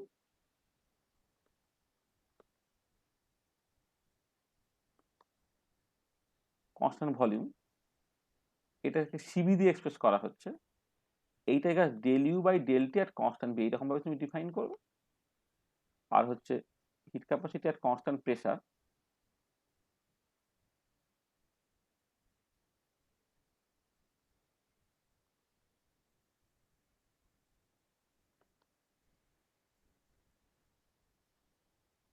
CP, সেটা del H by del T at constant P. এই দুটো জিনিস ইজ ভেরি ভেরি ইম্পর্টেন্ট। আচ্ছা, এবারে এই সিপি মাইনাস সিবি এদিকে সম্পর্কটা জেনারেল সম্পর্ক হচ্ছে alpha square TV by beta, এটা হচ্ছে জেনারেলি সত্যি, alpha square TV by beta, এটা হচ্ছে সিপি মাইনাস সিবি এইটা। আচ্ছা, যেখানে আলফাটা থার্মাল এক্সপানশন কোএফিসিয়েন্ট, সেটা একটু আগে আমি ডিফাইনও করে গেলাম, এটা 1/v del V by del T at constant P এর থার্মাল এক্সপানশন কোএফিসিয়েন্ট। আর isothermal coefficient of compression beta সেটা হচ্ছে 1/v minus 1/v del V by del P at constant T এইটা। আচ্ছা, এই যে জিনিসটা এইটা কিন্তু অলওয়েজ গ্রেটার ইকুয়াল টু 0 হয়, সেখান থেকে সিপিটা অলওয়েজ কিন্তু গ্রেটার ইকুয়াল টু সিবি হয়। এটা মানে আলফা যদিও পজিটিভ নেগেটিভ দুটোই হতে পারে, কিন্তু আলফা স্কোয়ার অলওয়েজ পজিটিভ, আর কোনো একটা স্টেবল থার্মোডাইনামিক সিস্টেমের জন্য বিটাটা অলওয়েজ পজিটিভ হবে। হ্যাঁ, বিটা কখনোই নেগেটিভ হতে পারে না। তো সেখান থেকে তুমি সিপি মাইনাস সিবিটা হচ্ছে গ্রেটার ইকুয়াল টু 0 পেয়ে গেলে, অর্থাৎ সিপিটা গ্রেটার ইকুয়াল টু সিবি এটা। আচ্ছা, এবারে এইটা যদি তুমি আইডিয়াল গ্যাসের ক্ষেত্রে করো, সিপি মাইনাস সিবিটা এটা হচ্ছে এনআর হয়ে যাচ্ছে, বা এক মোলের জন্য যদি করা হয় CP bar minus CP bar equal to R হয়ে যাচ্ছে, এবং ক্লিয়ারলি তুমি দেখতে পাচ্ছ এখান থেকে সিবিটা গ্রেটার দেন সিবি হয়ে যাচ্ছে এটা। আসলে যেটা হচ্ছে যে তোমার যখন কনস্ট্যান্ট ভলিউমে তুমি হিট ক্যাপাসিটি ডিফাইন করছো, তখন তোমাকে কি করতে হচ্ছে না, ভলিউমটাকে কনস্ট্যান্ট রাখছো, মানে কোনো ওয়ার্ক দেওয়া হচ্ছে না, যে হিটটাকে দিচ্ছে সেই হিটটাই তার টেম্পারেচারটা বাড়াচ্ছে। কিন্তু কনস্ট্যান্ট প্রেসারে যদি করা হয়, যে হিটটাকে দেওয়া হলো তার একটা পোর্শন ওয়ার্ক করে ফেলছে, বাকিটা সিস্টেমের ইন্টারনাল এনার্জি বাড়াচ্ছে, তার জন্য টেম্পারেচার রাইজটা ঘটছে। কিন্তু কনস্ট্যান্ট প্রেসারে কিন্তু তোমার ওয়ার্ক হিসেবে কিছুটা নষ্ট হয়ে যাচ্ছে বলে সবসময় কিছুটা বেশি হিট দিতে হবে। সেই জন্য কনস্ট্যান্ট প্রেসারে হিট চেঞ্জটা মানে হিট ক্যাপাসিটিটা সিপিটা কনস্ট্যান্ট ভলিউমের যে হিট ক্যাপাসিটি সিবির তুলনায় তোমার বেশি হয়ে যাচ্ছে এটা। আচ্ছা, এবারে এইখানে আরো দু একটা রিলেশনস একটু বলে দিই, যদিও জেনারেলাইজ সিপি রিলেশনস হচ্ছে alpha square TV by beta. এবারে না এইটা আর ভ্যান্ডাল আইডিয়াল গ্যাসের জন্য হচ্ছে সিপি মাইনাস সিবি হচ্ছে এনআর, এই দুটোই ভীষণ ইম্পর্টেন্ট। কিন্তু এই সিপি মাইনাস সিবি যেটা alpha square TV by beta, এই ডেরিভেশনটাকে করতে গিয়ে না আরো দু একটা জিনিসপত্র লাগে, সেই রিলেশনগুলো একটুখানি একটু বলে নিই। সেটা হচ্ছে তুমি দেখবে এই সিপি মাইনাস সিভি এইটাকে আরো দু এক রকম ভাবে এক্সপ্রেস করা যায়। সিপি মাইনাস সিবিটাকে আরো দু এক রকম ভাবে এক্সপ্রেস করা যায়। ধরো একটা এই রকম তুমি এই হয়তো মানে আমি একটু আগে থেকেই লিখি, ধর del you by del V at constant T plus P into del V by del T at constant P, এই রিলেশনটা সত্যি হয়। আচ্ছা, আবার V minus del H by del P at constant T into del P by del T at constant, এটা হয়। আচ্ছা, এবারে তুমি থার্মোডাইনামিক ইকুয়েশন অফ স্টেট থেকে ভেতরে কোয়ান্টিটিটা বা এখানে ভেতরে কোয়ান্টিটিটা যদি বসিয়ে দাও, তো এটাকে তুমি আবার লিখতে পারো T into del P by del T at constant V into del V by del T at constant P, এইরকম ভাবেও তুমি লিখতে পারো। আসলে এইটা জানা খুব দরকার, তার কারণটা হচ্ছে যে কোনো একটা ইকুয়েশন অফ স্টেট যদি তুমি জানো, তাহলে তুমি দেখো সেখান থেকে সিবি রিলেশনটাকে বের করে ফেলতে পারবে। তাহলে এক হচ্ছে তোমার এই মানে যখন CP minus CV alpha square TV by beta এই ডেরিভেশনটা যখন করতে হয় না, তখন ইন্টারমিডিয়েট স্টেপে দেখবি এরকম একটা রিলেশন তুমি পেতে পারো, এরকম একটা রিলেশন তুমি পেতে পারো, বা এরকম একটা রিলেশন তুমি পেতে পারো। আমি এইটা লিখলাম টি ইন্টু সিপি মাইনাস সিবিটা হচ্ছে টি into del P by del T at constant V into del V by del T at constant P এটা ভীষণ ভীষণ ইম্পর্টেন্ট। তার কারণটা কি? কারণটা হচ্ছে যদি কোনো একটা গ্যাসের ইকুয়েশন অফ স্টেট দিয়ে দেওয়া থাকে তাহলে সেইখান থেকে কিন্তু সিপি রিলেশনটা এই ইকুয়েশনের সাহায্যে তুমি করে ফেলতে পারবে। এটা আচ্ছা, এবার ডেরিভেশনের জায়গাতে দেখবে এরকম একটা জিনিস বেরোয় তোমার, del P by del T at constant V. এইটাকে তুমি দেখবে দেখাতে পারবে ওটা আলফা বাই বিটার সঙ্গে সমান হচ্ছে, যেখানে আলফা আর বিটা আমি অলরেডি ডিফাইন করে দিয়েছি। ঠিক আছে?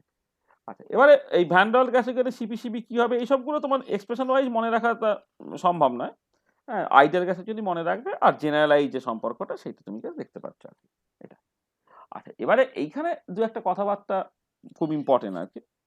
সেটা হচ্ছে কি, তোমার এই সিভিটা সেটা আদৌ ভলিউমের উপর ডিপেন্ড করে কিনা সেটা যদি তুমি দেখতে চাও আর কি, সেরকম একটা রিলেশন তুমি পাবে del CV by del V at constant টেম্পারেচারে সিভিটাকে তুমি ভি এর রেসপেক্টে ডেরিভেটিভ করছো, তার একটা এক্সপ্রেশন বেরোবে টি ইন্টু ডেল টু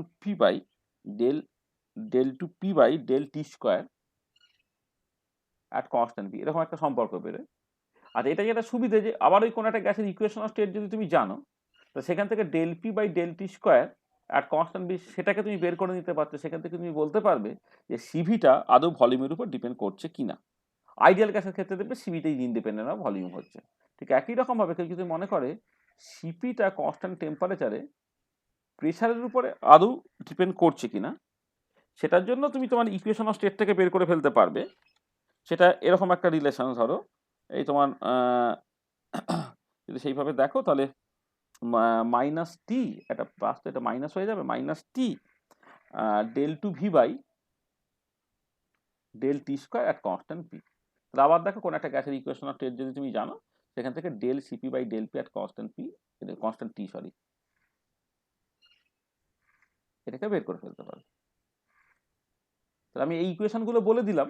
তাহলে ইকুয়েশন অফ স্টেট জানলে কিন্তু তুমি সিভিটা ভলিউমের উপর ডিপেন্ড করে কিনা, সিপিটা এটা প্রেশারের উপর ডিপেন্ড করে কিনা, সেইটা কিন্তু এখান থেকে বলতে পারবে।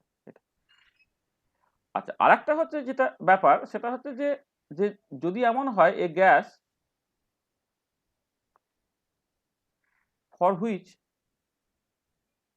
Del H by del P at constant T equal to 0, যেটা আগেই বলে দেওয়া উচিত ছিল, তার ক্ষেত্রে ভিটা প্রপোর্শনাল টু টেম্পারেচার হয়।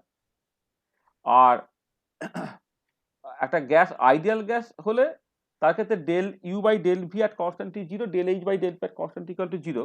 আর দুটি যখন সাইমালটেনিয়াসলি 0 হবে তখনই সেটা আইডিয়াল গ্যাস। মানে আমি ওই যেটা দেখিয়েছিলাম P into V minus N B equal to NRT, তার জন্য হয়তো del you by del V at constant টিটা 0 হয়ে গেল, কিন্তু del H by del P at constant টিটা ইকুয়াল টু 0 হবে না। তার মানে এই নেসেসারি অ্যান্ড সাফিসিয়েন্ট কন্ডিশন যদি তুমি দেখতে চাও,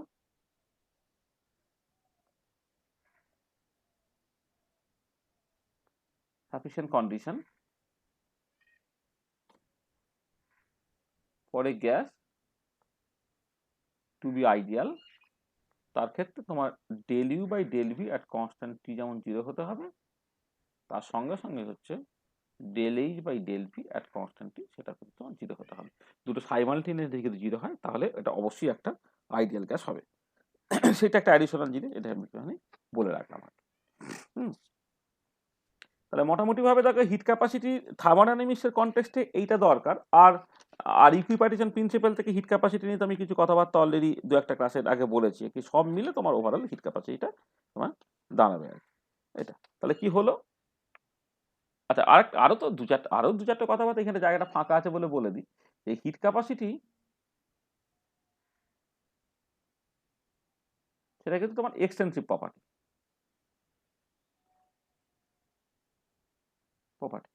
কিন্তু মোলার হিট ক্যাপাসিটি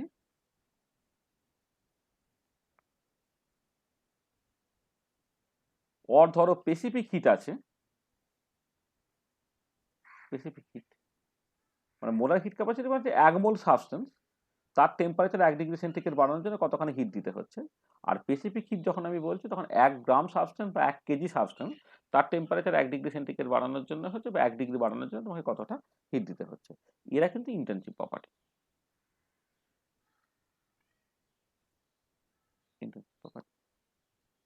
আর সিপিসিপি এই যে রেশিওটা সেটা হচ্ছে গামা, এবং সেই গামার ভ্যালুটা মানে ইকুইপার্টিশন প্রিন্সিপাল থেকে, হ্যাঁ, তুমি কেমন করে বেড টের করতে পারো আর কি, মনোঅ্যাটমিক, ডায়াটমিক, ট্রাইঅ্যাটমিক, হ্যাঁ, এবার ট্রাইঅ্যাটমিক হলে যে লিনিয়ার, নন লিনিয়ার বিভিন্ন ক্ষেত্রে গামার ভ্যালু যে আলাদা হয় আর কি, সেইটা নিয়ে যে কথাবার্তা সেগুলো অলরেডি ইকুইপার্টিশন প্রিন্সিপালের কন্টেক্সট আমরা গেছি সেটা করে ফেলেছি বলে সেইগুলোকে নিয়ে এখানে বেশি কথাবার্তা আমরা বলতে হচ্ছে না। তাহলে হিট ক্যাপাসিটি নিয়ে দেখো এইটুকু জিনিস আমার মনে রাখলেই চলবে। সিপি কি, সিভি কি, কে কোনটার থেকে বড়, সিপি সিভি কি, জেনারেল সম্পর্কগুলো কি, এইগুলো এগুলি মেনলি বোঝার দরকার হচ্ছে। আর হচ্ছে তোমার যদি সিভিটা ভলিউমের উপর ডিপেন্ড করে কিনা, সিপিটা প্রেশারের উপর ডিপেন্ড করে কিনা। আইডিয়াল গ্যাসের ক্ষেত্রে সিভিটা অবশ্যই ভলিউমের উপর ডিপেন্ড করে না, সিপিটা অবশ্যই প্রেশারের উপর ডিপেন্ড করে না, কিন্তু অন্যান্য গ্যাসের ক্ষেত্রে যদি করতে হয় তুমি সেটাকে করতে পারবে। আর দুটো জিনিস যেটা হয়তো আগেও বলে দেওয়া যেত, সেটা হচ্ছে যে যেমন del you by del V R constant T যদি জিরো হয় তাহলে প্রেশার আর টেম্পারেচার একে অপরের সঙ্গে প্রপোর্শনাল হয়। আর del H by del P R constant T যদি জিরো হয় তাহলে ভলিউম আর টেম্পারেচার একে অপরের সঙ্গে প্রপোর্শনাল, সেটা আমি দেখতে পাচ্ছি আর কি। আর তোমার del you by del V R constant equal to zero হওয়া মানেই গ্যাসটা আইডিয়াল সেটা নয়, del H by del P R constant T zero হওয়া মানেই গ্যাসটা আইডিয়াল সেটা নয়, কিন্তু দুটো যদি সাইমালটেনিয়াসলি স্যাটিসফাইড হয় তখন কিন্তু সেটা অবশ্যই আইডিয়াল গ্যাস হবে। আর আইডিয়াল গ্যাস হলে তো রিভার্সটা তো সত্যি বটেই আর কি। দেখো তাহলে আমরা এই যতখানি বললাম সেই পর্যন্ত কারো যদি কোনো অসুবিধা থাকে একটুখানি বলে নেওয়া যাক, মানে একটানা অনেক কথা বলা হয়েছে তো, তাহলে এই যতখানি বলা হয়েছে এই পর্যন্ত যদি কারো কোথাও কোনো অসুবিধা থেকে থাকে তাহলে একটুখানি বলে নাও, কোনো কমেন্ট বা কিছু যদি করতে চাও বলে নাও।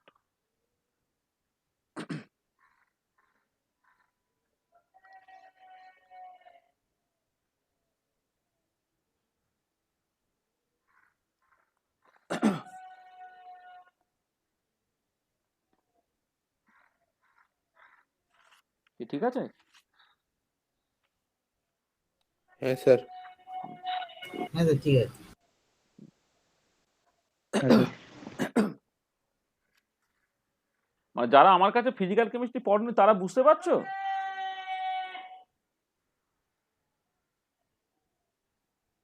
মানে জ্যামের জন্য তো আর স্লোলি বললে তো আর শেষ করা যাবে না, সেই জন্য আমাকে জাস্ট ইনফরমেশন গুলো খুব কুইকলি সামারাইজ করে দিতে হচ্ছে।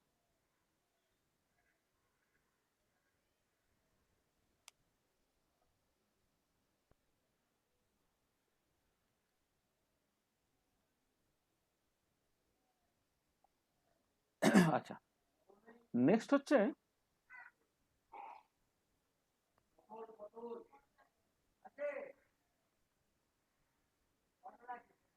অ্যাডাপেটিক চেঞ্জেস অফ স্টেট। এইখানে ভীষণ ভীষণ ইম্পর্টেন্ট বেশ কিছু কিছু রিলেশনস আছে, যে রিলেশনগুলো থেকে পরীক্ষা তোমার খুব রেগুলার বেসিসে কোশ্চেন আসবে আর কি। আর অ্যাডাবেটিক প্রসেসের ক্ষেত্রে এটা প্রথম important point, Q equal to zero অথবা ডিফারেন্সিয়াল অ্যামাউন্ট হলে D cut Q equal to zero, এটা প্রথম কথা। তা যদি হয় তাহলে ফার্স্ট ল অফ থার্মোডাইনামিক্স থেকে তুমি যেটা করতে পারো যে ইন্টারনাল যে চেঞ্জটা সেটা বেসিক্যালি ওয়ার্কের সঙ্গে সমান হবে, এটা একটা ভীষণ ইম্পর্টেন্ট পয়েন্ট। হ্যাঁ, যে ডেল্টা ইউটা হচ্ছে ডব্লিউর সঙ্গে তোমার সমান হয়ে যাচ্ছে এটা। আচ্ছা, এবারে কতগুলো ভীষণ ইম্পর্টেন্ট রিলেশনস আছে, সেটা হচ্ছে যদি ideal gas under adiabatic reversible process হয় তাহলে বেশ কিছু কিছু মানে ভীষণ ইম্পর্টেন্ট রিলেশনস যেগুলো একটুখানি জানার দরকার পড়ছে। হ্যাঁ, আচ্ছা হয়তো আমি আইডিয়াল গ্যাসের জন্যই মেনলি পরীক্ষায় জিনিসগুলো আসে বলে আমি আইডিয়াল গ্যাসের জন্যই বলছি, কিন্তু আইডিয়াল গ্যাস বাদ দিয়ে কিন্তু অন্যান্য গ্যাস হতো তাহলেও কিন্তু তুমি ওটাকে করতে পারতে আর কি। তাহলে মানে এটা এই রিলেশনগুলো খুব দরকার, যে ideal gas under adiabatic reversible process.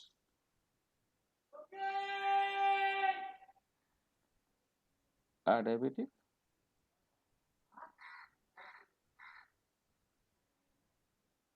Reversible process, ideal gas under adiabatic reversible process.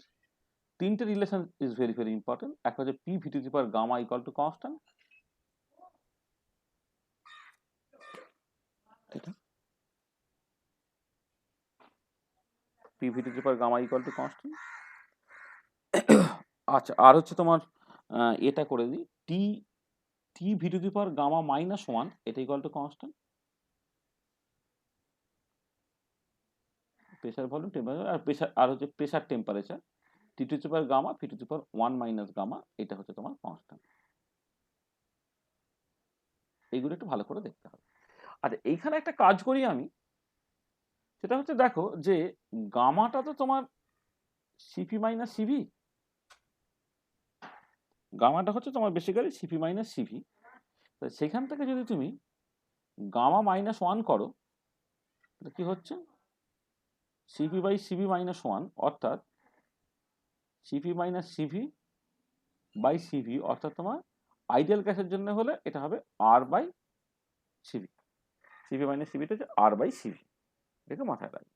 তাহলে এই জন্যে এই যেভাবে আমি লিখেছি এই পি ভি টু দি পাওয়ার গামার জায়গায়, হ্যাঁ এই যে জায়গাটা বলছি এটা তোমার হচ্ছে পি ভি টু দি পাওয়ার গামার জায়গায় তুমি চাইলে হচ্ছে সিপি বাই সিপি, আচ্ছা দরকার নেই, এটা যখন দরকার পড়বে না আমি বলে দেবো। হ্যাঁ এটা এখন দরকার নেই, মানে যেটা কথা হচ্ছে যে মানে যখন এই এই ইকুয়েশনগুলোকে তুমি অন্যান্য গ্যাসের ক্ষেত্রে তুমি জেনারেলাইজ করতে চাইবে, তা জেনারেলাইজ করার সময় না এইটাকে জাস্ট এই গামাটা হচ্ছে তো মানে আসলে সিপি মাইনাস সিবিটা আর বলে তুমি এই ধরো এইখান থেকে মানে অ্যাকচুয়ালি ডেরিভেশনটা যখন করা হয় এখান থেকে দেখো যে তোমার R by CV bar plus one, মানে এটা এদিকে চলে গেলে গামা ইকাল টু এই ওয়ানটা চলে গেলে দেখো এই R by CV bar plus one, এই R by CV bar plus ওয়ানটাকে তুমি গামা হিসেবে রিপ্লেস করতে পারো কখন, যখন কিনা একটা আইডিয়াল গ্যাস, কারণ তার ক্ষেত্রে সিপি মাইনাস সিবিটা হচ্ছে আর বলে।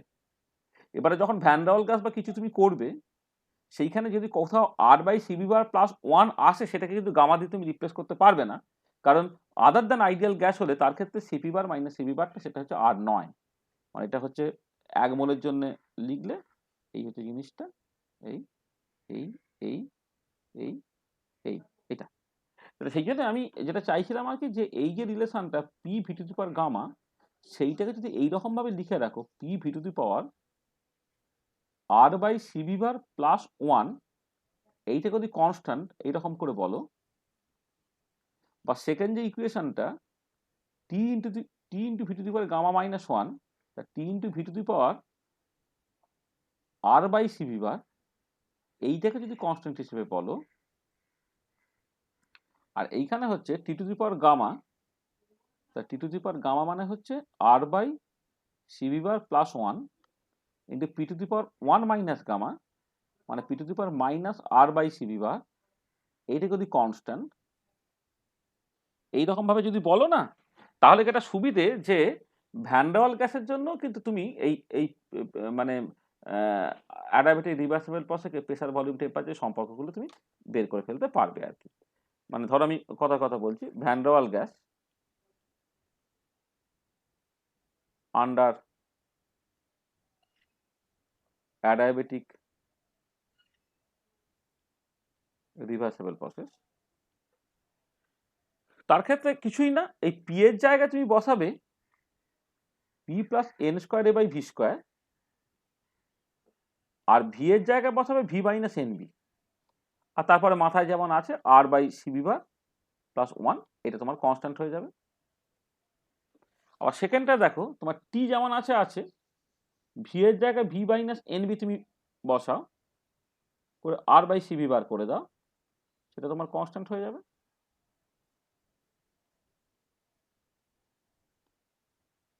আর লাস্টেরটা তোমার T to the power R by CV bar plus one, তাহলে টি এর জায়গায় টি যেমন আছে তাই থাকবে R by CV bar plus one, P এর জায়গায় P plus N square A by V square, তার পাওয়ার হচ্ছে minus R by CV bar, এটা ইকুয়াল টু কনস্ট্যান্ট। মানে এমনি সহজ পরীক্ষাতে ভ্যান ডার ওয়াল গ্যাসের জন্য এই ধরনের সম্পর্কগুলো নিয়ে প্রশ্ন আসে না, কিন্তু যদি কখনো মনে হয় যে কোশ্চেন একটুখানি ঘুরিয়ে দেবে, একটুখানি কঠিন করে বলবে, তখন কিন্তু তোমাকে ওই মানে এই গামা দিয়ে পুরো ব্যাপারটাকে না রেখে যদি আর বা সিবি বার মানে আর সিবি বার এদের ফর্মে তুমি রাখো, তাহলে কিন্তু জাস্ট এই আইডেন্টিটি থেকেই হচ্ছে মানে এই যে আইডিয়াল গ্যাসের জন্য ইকুয়েশনগুলো মনেই থেকে যায়, সেইখান থেকে ভ্যান ডার ওয়াল গ্যাস বা অন্যান্য ক্ষেত্রে তোমার ইকুয়েশনগুলো কেমন করে চেঞ্জ হবে তুমি করে ফেলতে পারবে। মানে আইডিয়াল গ্যাসের জন্য পিভি ইকুয়াল টু এনআরটি, আর ভ্যান ডের গ্যাসের জন্য P plus N square by V square into V minus NV equal to NRT. তার মানে আইডিয়াল গ্যাস এবং ভ্যান ডের গ্যাসে যদি তুমি প্রেশারটাকে কম্পেয়ার করো বা ভলিউমটাকে কম্পেয়ার করো, তাহলে কোনটা কি দিয়ে রিপ্লেসড হবে সে সম্বন্ধে তোমার পরিষ্কার ধারণা থাকবে এবং সেই মতো করে তুমি জিনিসটাকে করে ফেলতে পারবে। তাহলে এই একটা জায়গা, যে জায়গাটা ভীষণ ভীষণ ইম্পর্টেন্ট। আচ্ছা, সেকেন্ড যে জায়গাটা দরকার সেটা হচ্ছে কি তোমার যদি তুমি ওয়ার্ক নিয়ে কথাবার্তা বলো, ওয়ার্ক ইন অ্যাডাবেটিক প্রসেস, এইটা ওয়ার্ক ইন অ্যাডাবেটিক প্রসেস, এটা এন সিভি বার into T final minus T initial. মানে ফাইনাল টেম্পারেচার যদি তুমি জানো, ইনিশিয়াল টেম্পারেচার যদি জানো, তাহলে সেইখান থেকে তুমি ওয়ার্কটাকে ক্যালকুলেট করতে পারবে। এটা কার জন্য না, ফর আইডিয়াল গ্যাস। তো আইডিয়াল গ্যাসের ক্ষেত্রে ইন্টারনাল এনার্জি কিছু only the function of temperature, সেই জন্য তুমি জাস্ট ওয়ার্কটা ইন অ্যাডাবেটিক প্রসেস, যেটা বেসিক্যালি চেঞ্জ ইন ইন্টারনাল এনার্জির সঙ্গে সমান, সেটাকে তুমি এন সিবি বার টি ফাইনাল মাইনাস টি ইনিশিয়াল এইরকমভাবে অলওয়েজ তুমি লিখতে পারবে এটা। আচ্ছা, আর যদি এটা লেটস সে ভ্যান ডের গ্যাস বা ইত্যাদি কিছু হয়ে যায়, তখন হচ্ছে ইন্টারনাল এনার্জি যেহেতু টেম্পারেচারের সাথে আরও কিছুর ফাংশন, সেই জন্য এইটা যেমন আছে সেরকম রয়ে গেল, এন সিবি বার টি ফাইনাল মাইনাস টি ইনিশিয়াল, এটা যেমন আছে আছে, তার সঙ্গে কিন্তু আর একটা পার্ট তোমার থাকবে, integral del you by del V at constant into DV, যেখানে ভলিউমটা এসছে ভি1 থেকে ভি2 তে চেঞ্জ হচ্ছে।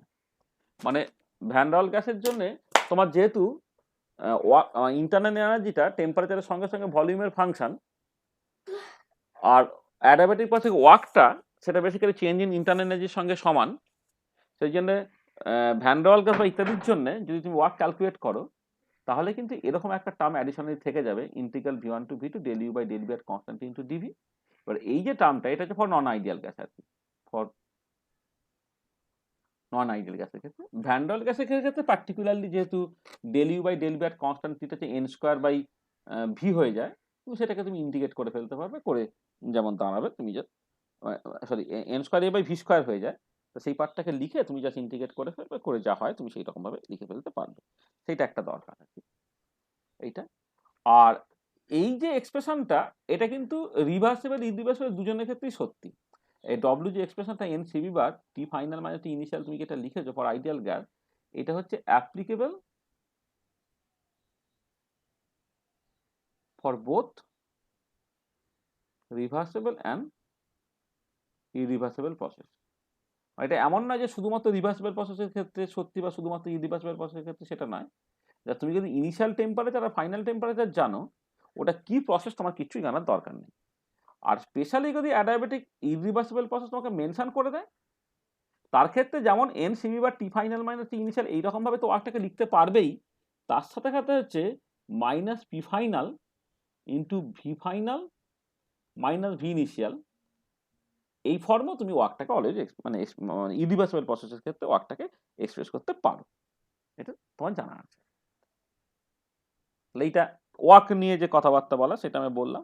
এবার এইটাকে যদি জানো, তাহলে তুমি আর ওই আইডিয়াল গ্যাস বা ভ্যান ডের গ্যাসের জন্য, মানে পার্টিকুলারলি আইডিয়াল গ্যাসের জন্য প্রেসার ভলিউম টেম্পারেচার এই সম্পর্কগুলো যেহেতু জানা আছে, তাহলে আমি জাস্ট এখানে যেটা করলাম যে ইনিশিয়াল টেম্পারেচার ফাইনাল টেম্পারেচার এর ফর্ম ওয়ার্কটাকে এক্সপ্রেস করলাম। কিন্তু অ্যাডাবেটিক রিভার্সিবল প্রসেসের ক্ষেত্রে যদি কেউ মনে করে যেটা টেম্পারেচার ফর্মে এক্সপ্রেস না করে প্রেসার ভলিউম বা ইত্যাদি টার্মসে এক্সপ্রেস করবে, তাহলে আমার তো রিলেশনস আছে, সেই রিলেশনগুলোকে কাজে লাগিয়ে সে কিন্তু করে ফেলতে পারে আর কি, কোনো অসুবিধা নেই।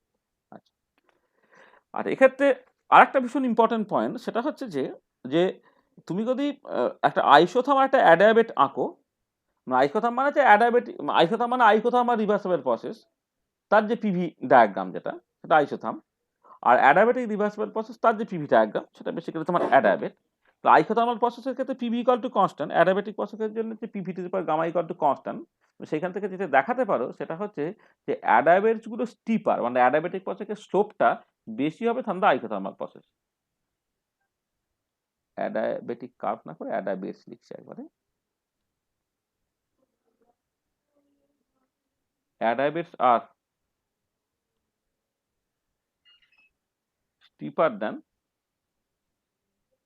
আইসোথার্ম। মানে তুমি জাস্ট ধরো আমি আইডিয়াল গ্যাসের জন্য যদি পার্টিকুলারলি দেখি, তো এদিকে আমি প্রেসার প্লট করছি, এদিকে ভলিউম প্লট করছি,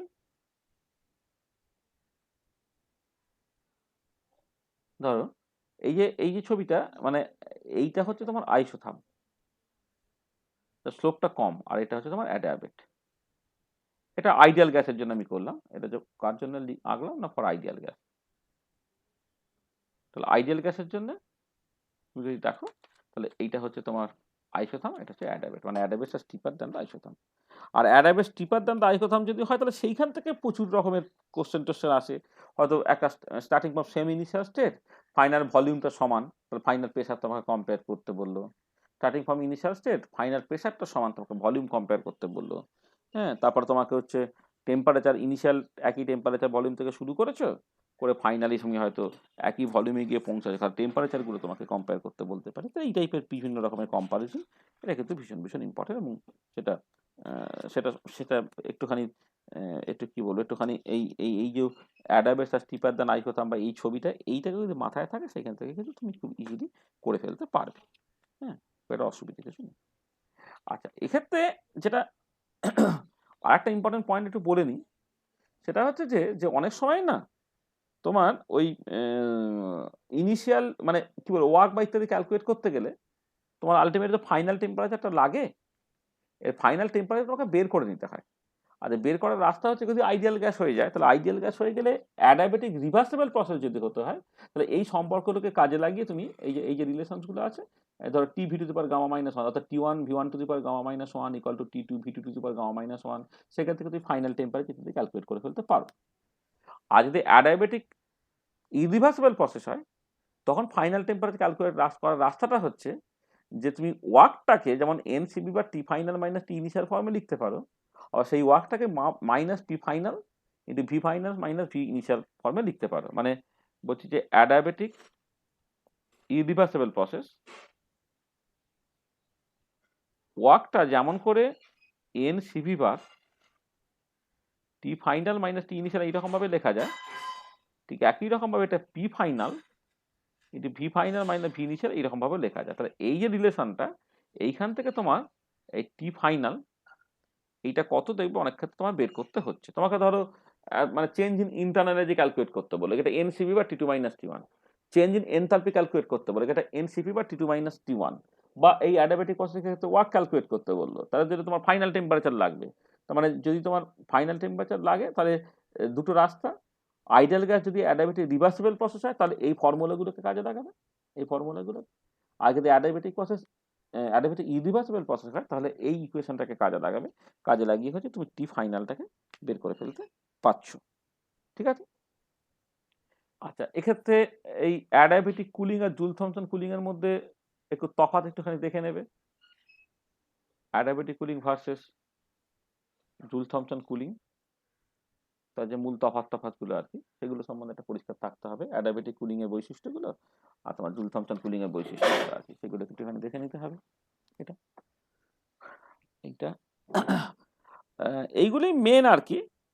এছাড়া তোমার আরো তো কিছু কিছু জিনিস তো মানে কিছু কিছু কিন্তু মানে এগুলো আর আলাদা করে লিখছি না আর কি, সেগুলো তুমি নিজে করতে পারবে, মানে যা বললাম তার বেশি কিন্তু করতে পারবে আর কি।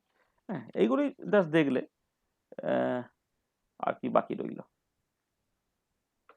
মোটামুটি তো এইগুলোই তো ভাবলেই চলে মোটামুটি ভাবে।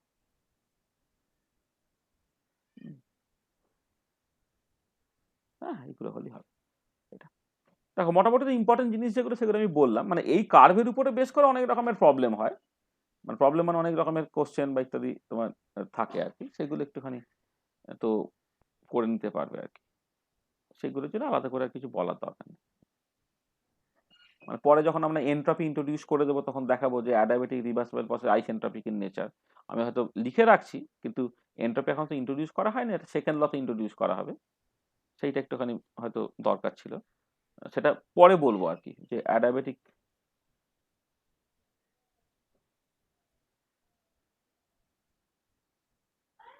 reversible process is isentropic in nature. Isentropic মানে এনট্রপিটা কনস্ট্যান্ট থাকে, মানে এনট্রপিটা সেকেন্ড লতে ইন্ট্রোডিউস যখন হবে তখন এই টার্মের জাস্ট মানে তুমি বুঝতে পারবে। মানে আইসোথার্ম মানে এই কার্ভের উপরে সর্বোচ্চ টেম্পারেচারটা সমান, আর অ্যাডায়াবেট মানে হচ্ছে এই কার্ভের উপরে সর্বোচ্চ এনট্রপিটা সমান। এবং এরপরে দেখবে দুটো অ্যাডাইভেট কাট করে না, দুটো আইসোটোম কাট করে না, একটা আইসোটোম একটা অ্যাডাইভেট মাত্র একবারই কাট করে। এগুলো এখন বললে ঠিক বুঝতে পারা যাবে না, এটা সেকেন্ড লয়ের কনটেক্সটে আমরা ভালো করে এটা বলতে পারবো। ঠিক আছে, তো দেখো ঠিক আছে যা বললাম, আর কিছু বলার দরকার আছে? না স্যার ঠিক আছে। ঠিক এইগুলো আছে জানলে স্যার। এইগুলো করতে পারা যাবে। আচ্ছা, নেক্সট থার্মোকেমিস্ট্রিতে আমি ঢুকে পড়ি। মানে ফার্স্ট ল এবং সেই রিলেটেড যে প্রিন্সিপালস গুলো সেগুলো আমি বলে ফেলেছি। তাহলে এবারে চলে আসছে থার্মোকেমিস্ট্রিতে। আর থার্মোকেমিস্ট্রি সেখান থেকে কিন্তু এই জ্যাম টাইপের পরীক্ষাতে না প্রচুর নিউমেরিক্যাল প্রবলেমস পড়ে। সেখানে এক্ষেত্রে নিউমেরিক্যাল প্রবলেমস গুলোকে কিন্তু একটু এমফাসিস দিতে হবে। এমনিতে ফিজিক্যাল কেমিস্ট্রিতে যেহেতু ন্যাট যে কোশ্চেন্স গুলো সেইগুলো তো অর্গানিক ইনঅর্গানিকে দেওয়ার সুযোগ, অর্গানিক বা ইনঅর্গানিক থেকে দেওয়ার স্কোপ অনেক কম, ফিজিক্যাল থেকেই দেওয়ার স্কোপ বেশি। সেখানে অঙ্ক রিলেটেড যে জায়গাগুলো আর কি সেই জায়গাগুলো একটু ভালো করে বোঝার দরকার আছে আর কি। ঠিক আছে, আর থার্মোকেমিস্ট্রি থেকে অঙ্ক কিন্তু ভীষণ মানে রেগুলারলি পড়ে পরীক্ষা। আচ্ছা, থার্মোকেমিস্ট্রিতে দেখো যেটা ব্যাপার, তাহলে কতগুলো জিনিস প্রথমে তোমাকে বুঝে নিতে হচ্ছে। সেটা হচ্ছে যে কনস্ট্যান্ট প্রেসারে যে হিট চেঞ্জটা, ফোন করছো তাহলে একটুখানি ধরতো, একটুখানি এক সেকেন্ড ধরতো। হ্যাঁ হ্যালো, আমি ভালোই আছি গো। হ্যাঁ হ্যাঁ হ্যাঁ হ্যাঁ বলো।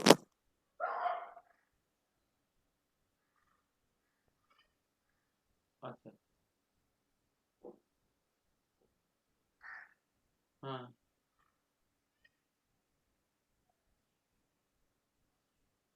420 টাকা করে বলছে। হ্যাঁ হ্যাঁ দিয়ে দাও।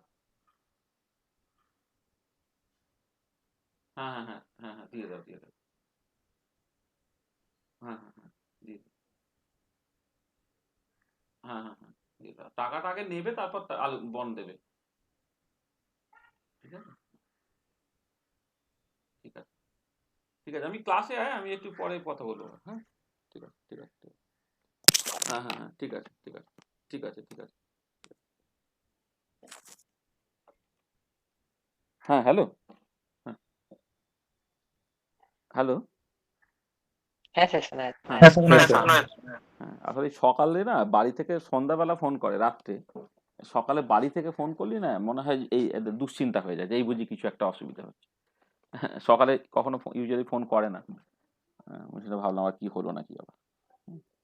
আচ্ছা চলো, দেখো থার্মোকেমিস্ট্রিতে যে জিনিসগুলো প্রথমেই দরকার সেটা হচ্ছে যে এই জিনিসটা একটু ভালো করে বুঝবে যে হিট চেঞ্জ মানে থার্মোকেমিস্ট্রি কি নিয়ে কথাবার্তা বলে, মানে basically application of thermodynamics in chemistry.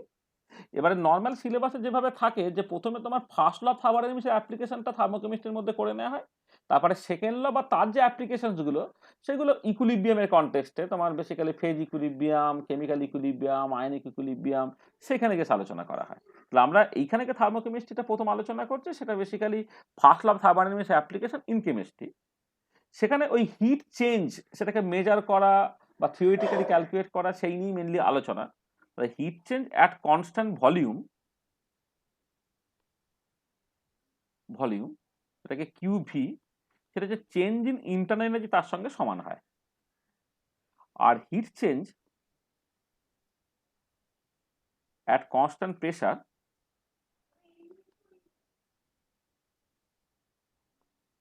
QP, সেটা হচ্ছে চেঞ্জ ইন এনথালপির সঙ্গে সমান হয়। আচ্ছা, এবারে যদি একটা গ্যাস ফেজ রিয়াকশন হয় এবং প্রত্যেকটা গ্যাস আইডিয়ালি বিহেভ করে তখন কি হবে? পরে gas phase reaction when all the gases behaves ideally, তখন এই কিউপি মাইনাস কিউভি অর্থাৎ delta H minus delta U এই যে ডিফারেন্সটা সেটা বেসিক্যালি তোমার মানে ডেল্টা নিউ ইন্টু আরটি এইরকমভাবে তুমি লিখতে পারো, যেখানে ডেল্টা নিউটা হচ্ছে তোমার এই সাম অফ স্টোইচিওমেট্রিক কোএফিসিয়েন্ট অফ প্রোডাক্ট, একটা মড দিয়ে লিখছি, মানে আসলে স্টোইচিওমেট্রিক কোএফিসিয়েন্টটা প্রোডাক্টের জন্য পজিটিভ রিয়াক্ট্যান্টের জন্য নেগেটিভ, এরকম একটা কনভেনশন ইউজ করা হয়। তো তাহলে আমি এখানে যখন লিখবো তখন সাইনটাকে বাদ দিয়ে দেখবো আর কি। মাইনাস হচ্ছে সাম অফ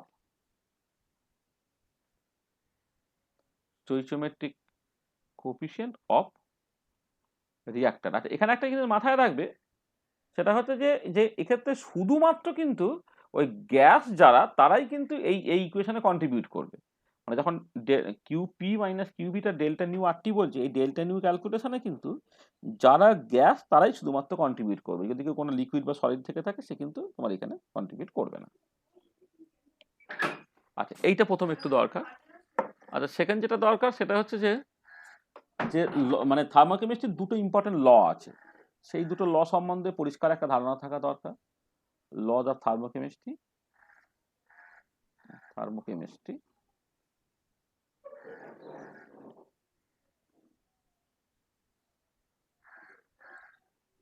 কেমিস্ট্রি, একটা হচ্ছে ল অফ ল্যাভোসিয়ার অ্যান্ড ল্যাবলাস।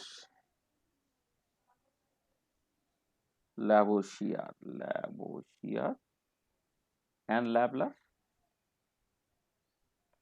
আর এটা কিছুই না, এটা যেটা বলছে একটা রিভার্সেবল রিয়াকশন যদি তুমি কনসিডার করো, তাহলে ফরওয়ার্ড প্রসেসের যে এনথালপির চেঞ্জ আর ব্যাকওয়ার্ড প্রসেসের এনথালপির চেঞ্জ তোমার সমান হবে আর কি।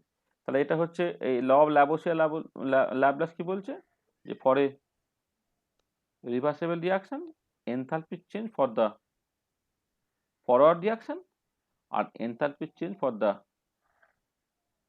backward reaction তারা সমান বাট অপোজিট ইন সাইন।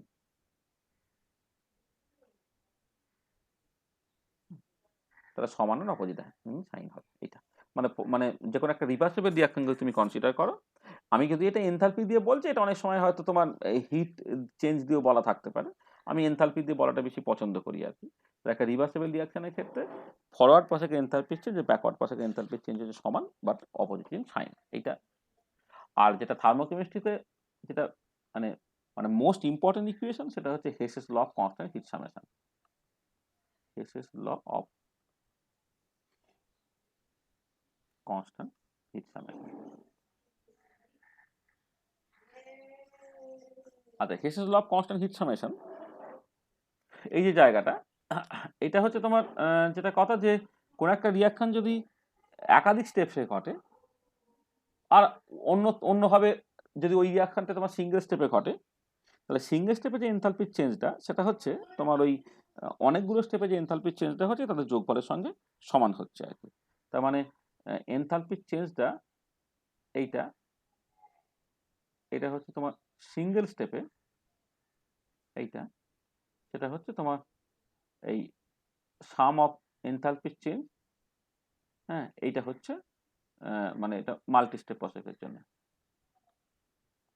মানে ধরো একটা রিয়াকশন অনেকগুলো স্টেপসে হচ্ছে, তার প্রত্যেকটা স্টেপে যে এনথালপির চেঞ্জের যোগফলটা সিঙ্গেল স্টেপে যে এনথালপির চেঞ্জের যেটা হয় তার সঙ্গে তোমার বেসিক্যালি সমান হয়ে যায় এটা। আসলে এই ইকুয়েশনটা থাকার জন্য যেটা ভীষণ ইম্পর্টেন্ট, যে যখন তুমি থার্মোকেমিস্ট্রি বিভিন্ন রকমের নিউমেরিক্যাল প্রবলেম করবে, সেটা হচ্ছে কি যেমন তোমার ওই অ্যালজেব্রিক ইকুয়েশন, সাইমালটেনিয়াস ইকুয়েশনস থাকলে তোমার সেটাকে তুমি ওই 1 নম্বর ইকুয়েশন এত দিয়ে গুণ করিয়া, 2 নম্বর ইকুয়েশনকে এত দিয়ে গুণ করিয়া, বিয়োগ করিয়া বা যোগ করিয়া পাই বলে তুমি কাটাকাটি করতে পারো না। এক্ষেত্রে তুমি সেই রকমভাবে ইকুয়েশনগুলোকে হ্যান্ডেল করতে পারবে, মানে কেমিক্যাল ইকুয়েশনসগুলোকে তুমি অ্যালজেব্রিক ইকুয়েশনের মতো করে হ্যান্ডেল করতে পারবে। সেই জন্য এইটা হচ্ছে তোমার ভীষণ ভীষণ দরকার পড়ে আর কি এইটা। আচ্ছা, আর কি লাগে এখানে? আচ্ছা, স্ট্যান্ডার্ড স্টেটের কনসেপ্ট যেটা থার্মোকেমিস্ট্রিতে, এটা খুব দরকার। স্ট্যান্ডার্ড স্টেট, তার যে কনসেপ্টসগুলো সেগুলো একটু এখানে দেখে নেবে। যে গ্যাসিয়াস স্টেট হলে হচ্ছে আইডিয়াল গ্যাস 1 বার প্রেসারে থাকবে। হ্যাঁ, লিকুইড স্টেট হলে বা সলিউশন যদি হয় তোমার 1 মোলাল কনসেন্ট্রেশন একটা আইডিয়াল সলিউশন নিতে হবে, কোনো একটা গিভেন প্রেসারে থাকবে। সলিড হলে চাই পারফেক্টলি ক্রিস্টালাইন সলিড নিতে হবে, সে 1 বার প্রেসারে থাকবে। তো সেই মতো করে তার স্ট্যান্ডার্ড স্টেট নিয়ে কথাবার্তা বলা হয়, সেইটা একটুখানি তোমার ভীষণ ইম্পর্টেন্ট, যেটা জানার দরকার আছে। হ্যাঁ, স্ট্যান্ডার্ড স্টেটের কনসেপ্টটা এটা। আচ্ছা, আর যেটা ভীষণ ইম্পর্টেন্ট, মানে ভীষণ ভীষণ ইম্পর্টেন্ট, সেটা হচ্ছে কার্চফস ইকুয়েশন। আচ্ছা, কার্চফ ইকুয়েশন যেটা বলে সেটা হচ্ছে যে এনথালপি অফ এ রিয়াকশন সেটা টেম্পারেচারের উপরে কেমন করে ডিপেন্ড করে। মানে ধরো কোন একটা গিভেন টেম্পারেচার তুমি এনথালপি অফ দ্য রিয়াকশন জানো, তাহলে অন্য temperature enthalpy of the reaction কি হবে, সেটাই বেসিক্যালি কার্চফ ইকুয়েশন। সেটা ডিফারেন্সিয়াল অ্যামাউন্টের লিখলে, ডিফারেন্সিয়াল ল হিসেবে লিখলে del delta R H by delta T at constant P, এইটা হচ্ছে তোমার ডেল্টার সিপির সঙ্গে সমান। ডেল্টার সিপির সঙ্গে সমান। আচ্ছা, ডেল্টার সিপিটা কি?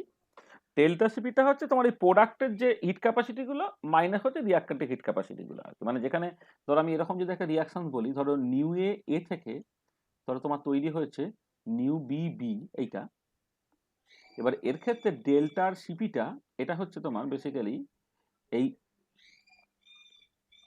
বি এর তোমার মোলার সিপি তাকে স্টোইচিওমেট্রিক কোএফিসিয়েন্টে গুণ করতে হবে, মাইনাস হচ্ছে এর হচ্ছে মোলার সিপি তাকে স্টোইচিওমেট্রিক এই করতে হবে। তাহলে এইটা হচ্ছে তোমার ডেল্টার সিপি, ঠিক আছে।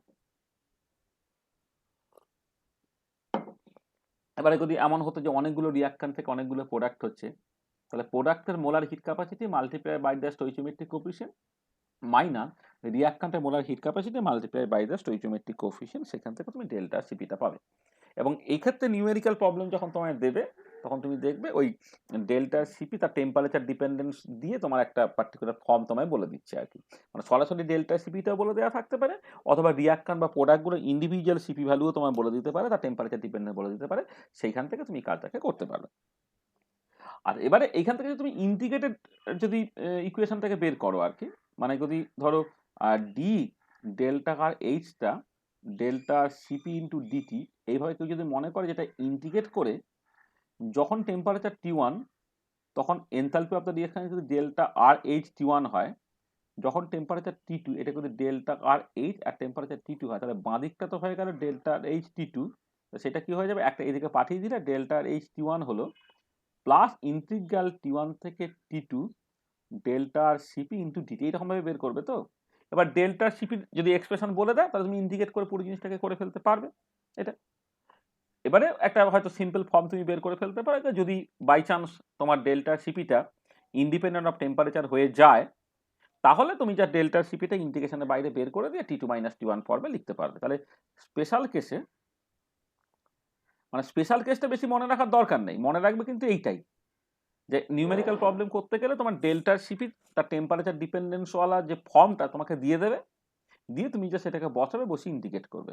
একটা স্পেশাল কেসে যদি ডেল্টার সিপিটা হচ্ছে তোমার ইন্ডিপেন্ডেন্ট অফ টেম্পারেচার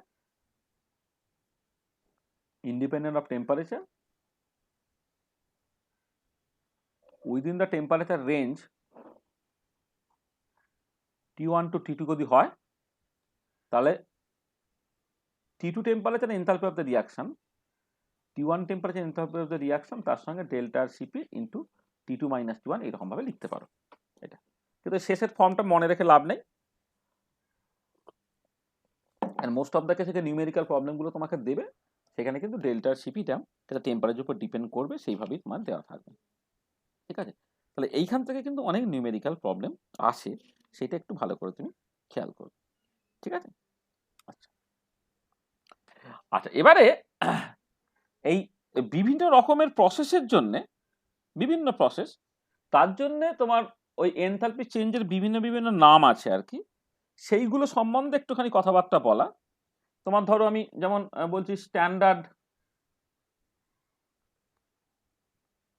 মোলার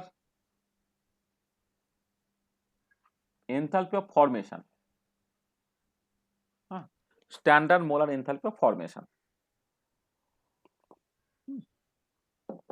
আচ্ছা, এই যে standard molar enthalpy of formation, আচ্ছা এইখানে দেখো মানে আমি জাস্ট একটা একটুখানি ডিটেলে বলছি, সেটা হচ্ছে যে যখন তুমি এনথালপি অফ ফরমেশন বলবে তখন কোন একটা পার্টিকুলার কম্পাউন্ডকে তৈরি করতে হবে, কোথা থেকে, এটা হচ্ছে ইম্পর্টেন্ট। যে কোনো জায়গা থেকে একটা কম্পাউন্ড তৈরি হতে পারে, কিন্তু এনথালপি অফ ফরমেশনের ডেফিনেশনে হচ্ছে তোমাকে ওই কম্পাউন্ডকে তৈরি করতে হবে from its elements in the stable state of aggregation.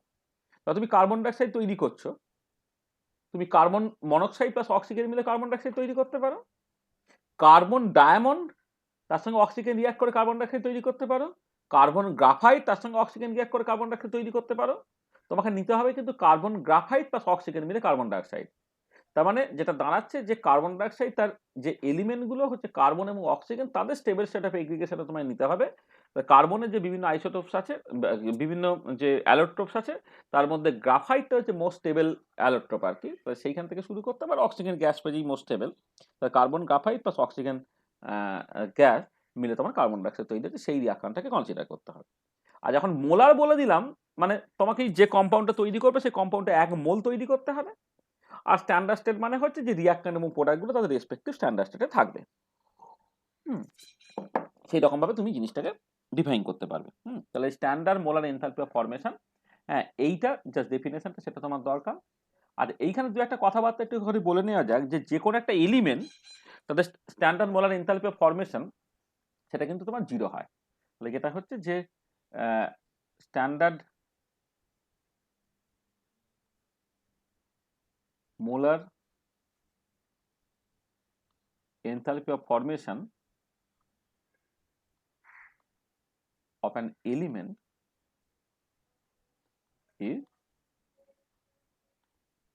taken as 0. এইটা ভীষণ ইম্পর্টেন্ট। অক্সিজেন গ্যাস ধরো, হ্যাঁ, সে কোনো একটা গিভেন টেম্পারেচারে তার standard molar enthalpy of formation কিন্তু 0 হবে। হাইড্রোজেন গ্যাস সেটা 0 হবে। কার্বন গ্রাফাইট সেটা তোমার 0 হবে। এটা মাথায় রাখবে যে কোনো একটা এলিমেন্ট তার স্টেবল স্টেট অফ এগ্রিগেশনে আর কি, মানে স্ট্যান্ডার্ড যখন বলছি তখনই বোঝা গেল আর কি। Standard molar enthalpy of formation of an element is taken as 0.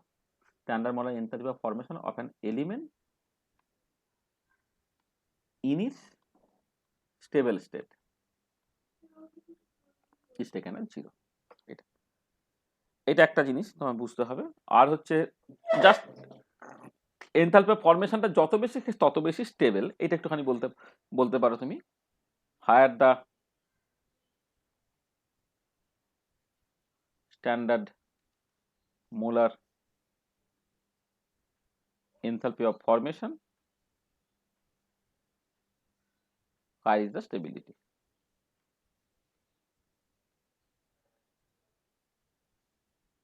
Higher is the stability. এটা আচ্ছা, এছাড়া হচ্ছে তোমার আরো যে টার্মগুলো তোমার বুঝতে হয় আর কি, তোমার সেগুলো একটুখানি নিজেরা দেখে নেবে বই থেকে। Enthalpy of combustion, this is very very important. হ্যাঁ, মানে এনথালপি অফ ফরমেশন যেমন ইম্পর্টেন্ট, এনথালপি অফ কম্বাশন ভীষণ ভীষণ ইম্পর্টেন্ট। পার্টিকুলার হাইড্রোকার্বনের স্টেবিলিটি কম্পেয়ার করার জন্য এই এনথালপি অফ কম্বাশনটা কিন্তু তোমার ভীষণ ভালো করে তোমার দেখতে হবে আর কি। আচ্ছা, এবারে ধরো ল্যাটিস এনথালপি, সেখান থেকে তোমার বর্ন হেবার সাইকেল,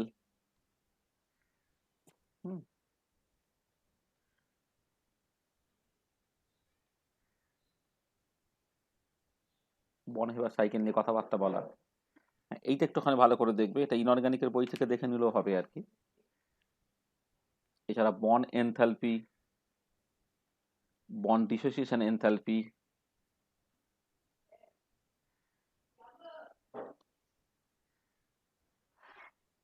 এইগুলো সম্বন্ধে একটা পরিষ্কার ধারণা তোমার থাকার দরকার। Bond enthalpy, bond dissociation enthalpy, হ্যাঁ, এগুলোর যে তফাৎগুলো, যে হোমোলাইটিক ক্লিভেজটা হচ্ছে সেটা তোমার ভালো করে বোঝার দরকার আর কি। মানে বন্ড ডিসোসিয়েশন এনথালপি যখন তুমি বলছো তখন হচ্ছে change in enthalpy for the homolytic cleavage of a particular bond. এই হোমোলাইটিক নামটা কিন্তু ভীষণ ভীষণ ইম্পর্টেন্ট আর কি। তার বেসিসে অনেক রকমের কোশ্চেন তোমার আসবে, সেগুলো নিয়ে একটু কথাবার্তা বলা। আচ্ছা, এছাড়া এনথালপির neutralisation is very very important. Neutralisation, এবারে 1 নম্বর এমসিকিউ হিসেবে standard molar enthalpy of neutralisation, সেটা হচ্ছে তোমার ওই মোটামুটি ভাবে ওই কত 13.7 কিলোক্যালোরি পার মোল এরকম একটা হয় আর কি। সেটাকে একটুখানি মাথায় রাখবে। Standard molar enthalpy of neutralisation আছে না, সেটা হচ্ছে 55.8 কিলোজুল পার মোল বা 13.7 কিলো ক্যালোরি পার মোল। এইটা জাস্ট একটুখানি বোঝার দরকার। Standard molar enthalpy of neutralisation, সেটা হচ্ছে তোমার ওই 13.7 কিলোক্যালোরি পার মোলের মতো দাঁড়ায়, বা তোমার অ্যাপ্রক্সিমেটলি 55 পয়েন্ট সামথিং একটা হয়, মানে 8-এর মতো এরকম একটা হয় আর কিলোক্যালোরি পার মোল। হ্যাঁ, এইগুলো, এই ইনফরমেশনটা খুব দরকার। এছাড়া তো আরো কিছু কিছু জিনিস তোমার আছে আর কি, মানে enthalpy of dilution, enthalpy of solution, enthalpy of solution, enthalpy of dilution. এবার enthalpy of solution, enthalpy dilution যখন বলা হয় তখন একটা একটা ডিফারেন্সিয়াল স্যার হয়। ওটা ওই 55.8 ওটা কিলো জুল হবে ওটা। হ্যাঁ, এটা এটা কিলো জুল কিলোজুল হবে। হবে। হ্যাঁ হ্যাঁ হ্যাঁ, এটা কিলো জুল হবে। হ্যাঁ, এটা কিলো জুল। মানে এনথালপি অফ সলিউশন বা এনথালপি ডাইলিউশন যখন বলে, এটা ডিফারেন্সিয়াল একটা হয় আর একটা ইন্টিগ্রাল একটা হয়। হ্যাঁ, মানে differential enthalpy of solution, integral enthalpy of solution, তার যে তফাৎ গুলো এইগুলোকে যা বোঝার দরকার।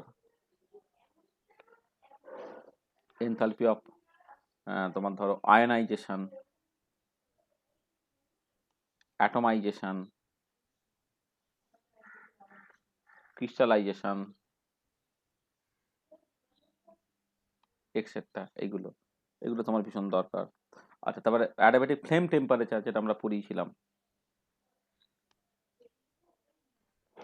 ফ্লেম টেম্পারেচার এটা ভীষণ ইম্পর্টেন্ট। হ্যাঁ, মানে বেসিক্যালি একটা হাইড্রোকার্বন কম্বাসন হচ্ছে, তার ফ্লেমের টেম্পারেচারটা কি হবে আর কি, সেটাকে বের করার যে ফর্মুলা আর কি, সেটা ভীষণ দরকার। তাহলে এই জিনিসগুলো বেসিক্যালি তোমার থার্মোকেমিস্ট্রিতে এই জিনিসগুলো তুমি কভার করবে আর কি। হ্যাঁ, মানে এগুলো শেষের দিকের পার্টগুলো দেখবে বইয়ে খুব ভালো করে ডিসকাস করা আছে, একবার তো রিডিং টিডিং পড়ে নেবে। কারণ আমি অর্ডিনারি যে কম্পিটিটিভ এক্সামগুলো হয়, অর্ডিনারি কম্পিটিটিভ এক্সামে থার্মোকেমিস্ট্রি থেকে কিন্তু প্রচুর কোশ্চেন আছে। হ্যাঁ, মানে একদম ভীষণ ইম্পর্টেন্ট অর্ডিনারি। শুধু আমি জ্যাম পরীক্ষা বলছি না, যে কোনো ধরো তোমরা ওই এসএসসি যদি পরে ভবিষ্যতে পরীক্ষা দাও, বা বিভিন্ন রকমের যে মানে সরকারি চাকরির পরীক্ষা যেখানে কেমিস্ট্রি আছে, হয় না, বা পরে যখন অর্গানিক ইনঅর্গানিক তোমরা পড়বে, ধরো তোমার একটা ইন্ডাস্ট্রির চাকরি বা কোনো একটা কোম্পানির চাকরি, হ্যাঁ, যেখানে তোমার কেমিস্ট্রি আছে, সেইখানে কিন্তু থার্মোকেমিস্ট্রি থেকে প্রচুর পরীক্ষায় কোশ্চেন আছে। সেইটা একটুখানি খুব ভালো করে বুঝে নেওয়া দরকার আছে। ঠিক আছে, তাহলে দেখো, তাহলে আমরা মানে কি কভার করলাম এখন পর্যন্ত। মানে ফার্স্ট ল নিয়ে যে জিনিসগুলোকে বলার কথা আমরা মনে হয় বলে ফেলেছি। এই যে থার্মোকেমিস্ট্রি যে পার্টটা, সেই পার্টটা আমরা এখানে কভার করে ফেলেছি। এই যে থার্মোকেমিস্ট্রি যে পার্টটা আছে, এই পার্টটা আমরা কভার করে ফেলেছি। আচ্ছা, এবারে তোমার পুরোটাই সেকেন্ড লতে ঢুকে পড়া যাবে। হ্যাঁ, এটা এটা আচ্ছা, আমি তো তোমার যে রুটিনটা দিয়েছিলাম, রুটিনে তো আমি কেমিক্যাল ইকুইলিব্রিয়ামের একটা আলাদা পার্ট রেখেছিলাম, তাই তো? মানে কেমিক্যাল থার্মোডাইনামিক্স, তারপর তো কেমিক্যাল ইকুইলিব্রিয়াম। হ্যাঁ, এই এই এই যে জায়গাটা, এই জায়গাটা আমরা পরে আলোচনা করতে পারবো। এই যে এইখান থেকে যে partial molar quantities, dependence of thermodynamic parameters on composition, gives Duhem equation, chemical potential and application, এই যে পার্টটা, এই পার্টটা ঠিক আছে, কেমিক্যাল ইকুইলিব্রিয়াম পার্টের মধ্যে পড়িয়ে দেওয়া যাবে। তাহলে নেক্সট যে জায়গাটা, এবার সেকেন্ড ল রিলেটেড কথাবার্তা বলা হবে আর কি। মানে সেকেন্ড ল তো শুধুমাত্র এই যে লজ অফ থার্মোডাইনামিক্স বলা আছে, সেইখানে তো জিরোথ ল ফার্স্ট ল হলো, তাহলে সেখানে সেকেন্ড ল নিয়ে কথাবার্তা কিছু বলতে হবে। আর থার্ড ল রিলেটেড পার্টটা হচ্ছে স্ট্যাটিস্টিক্যাল মেকানিক্স পার্টের মধ্যে বলে দেবো। তাহলে এখনো আমাকে কিন্তু সেকেন্ড লতে ওই হেলমুথ এনার্জি, গিভস এনার্জি, সরি, তোমার তার আগে এনট্রপি, মানে সেকেন্ড লয়ের বিভিন্ন স্টেটমেন্টগুলো, সেগুলোকে বলা, ইঞ্জিন, রেফ্রিজারেটর, হিট পাম্প, তাদের এফিসিয়েন্সি বা পারফরমেন্স ইত্যাদি নিয়ে কথাবার্তা বলা, কার্নো সাইকেল, হ্যাঁ, তাদের যে বিভিন্ন রকম ছবি টবিগুলো, মানে এইগুলো আসলে এখানে সিলেবাসটাকে দেখে একটুখানি না, মানে তোমার কনফিউশন হতে পারে, তোমার মনে হবে যে কিছুই তো না, তাহলে তো এইগুলো বলে দিলেই হয়। এনট্রপি, গিভস এনার্জি, হেলমুথ এনার্জি এবং তাদের করসপন্ডিং প্রপার্টিসগুলো, এইগুলো বলে দিলেই বুঝি সিলেবাস শেষ হয়ে গেছে, তা কিন্তু নয়। মানে এখানে অত ভালো করে বলা থাকছে না, কিন্তু আমাকে বলতে হবে। তাহলে আমরা এবারে সেকেন্ড লতে ঢুকি আস্তে আস্তে। মানে সিলেবাসটা এখানে ওই পয়েন্টগুলো উল্লেখ করা নেই, কিন্তু এগুলো কিন্তু থাকতে হবে, না হলে তো কিছুই হলো না তোমার। মানে এমন কি কোনো কম্পিটিটিভ এক্সাম থাকতে পারে নাকি যেখানে তোমার engine, heat pump, refrigerator, Carnot cycle, হ্যাঁ, এইসব নিয়ে কথাবার্তা থাকবে না? অবশ্যই থাকবে। তো সেইগুলো এবার আস্তে আস্তে আস্তে আস্তে আমাকে শুরু করতে হবে।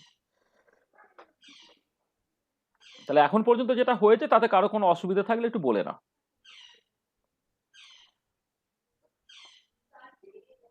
আচ্ছা, ঠিক আছে, বোঝা। আচ্ছা, আচ্ছা, এবারে দেখো, হ্যাঁ বলো। স্যার বলছি ওই যে ফ্লেম টেম্পারেচারটা বললেন না ওইটা একটু বলে দেবেন। আচ্ছা, দেখো অ্যাডাবেটিক ফ্লেম টেম্পারেচারটা হচ্ছে যে এটা ভীষণ ভীষণ ইম্পর্টেন্ট। সেটা হচ্ছে ধরো তোমার যে এই একটা হাইড্রোকার্বন তার একটা কম্বাসন হচ্ছে। হাইড্রোকার্বন যদি কম্বাসন হয়, এবারে হাইড্রোকার্বন যে কম্বাসনটা এতটা কুইকলি হয়, ধরে নিতে হয় যে তোমার ওই জায়গাটা একটা অ্যাডাবেটিক প্রসেস হচ্ছে। ঠিক আছে তো? তাহলে এবারে তুমি ধরো যে কোন একটা রিয়াক্ট্যান্ট আছে, তোর একটা রিয়াক্ট্যান্ট আছে, রিয়াক্ট্যান্ট মানে হাইড্রোকার্বন আর কি, হাইড্রোকার্বন সে অক্সিজেনের রেসপেক্টে তার কম্বাসনটা হচ্ছে আর কি, একটা রিয়াক্ট্যান্ট আছে। আচ্ছা, এই যে রিয়াক্ট্যান্টটা ইনিশিয়ালি একটা টেম্পারেচার আছে, ধরে নাও টিআই, একটা ইনিশিয়াল টেম্পারেচার আছে, আর তার একটা পার্টিকুলার প্রেসার আছে পি, করে সে ফাইনালি প্রোডাক্টে গেল,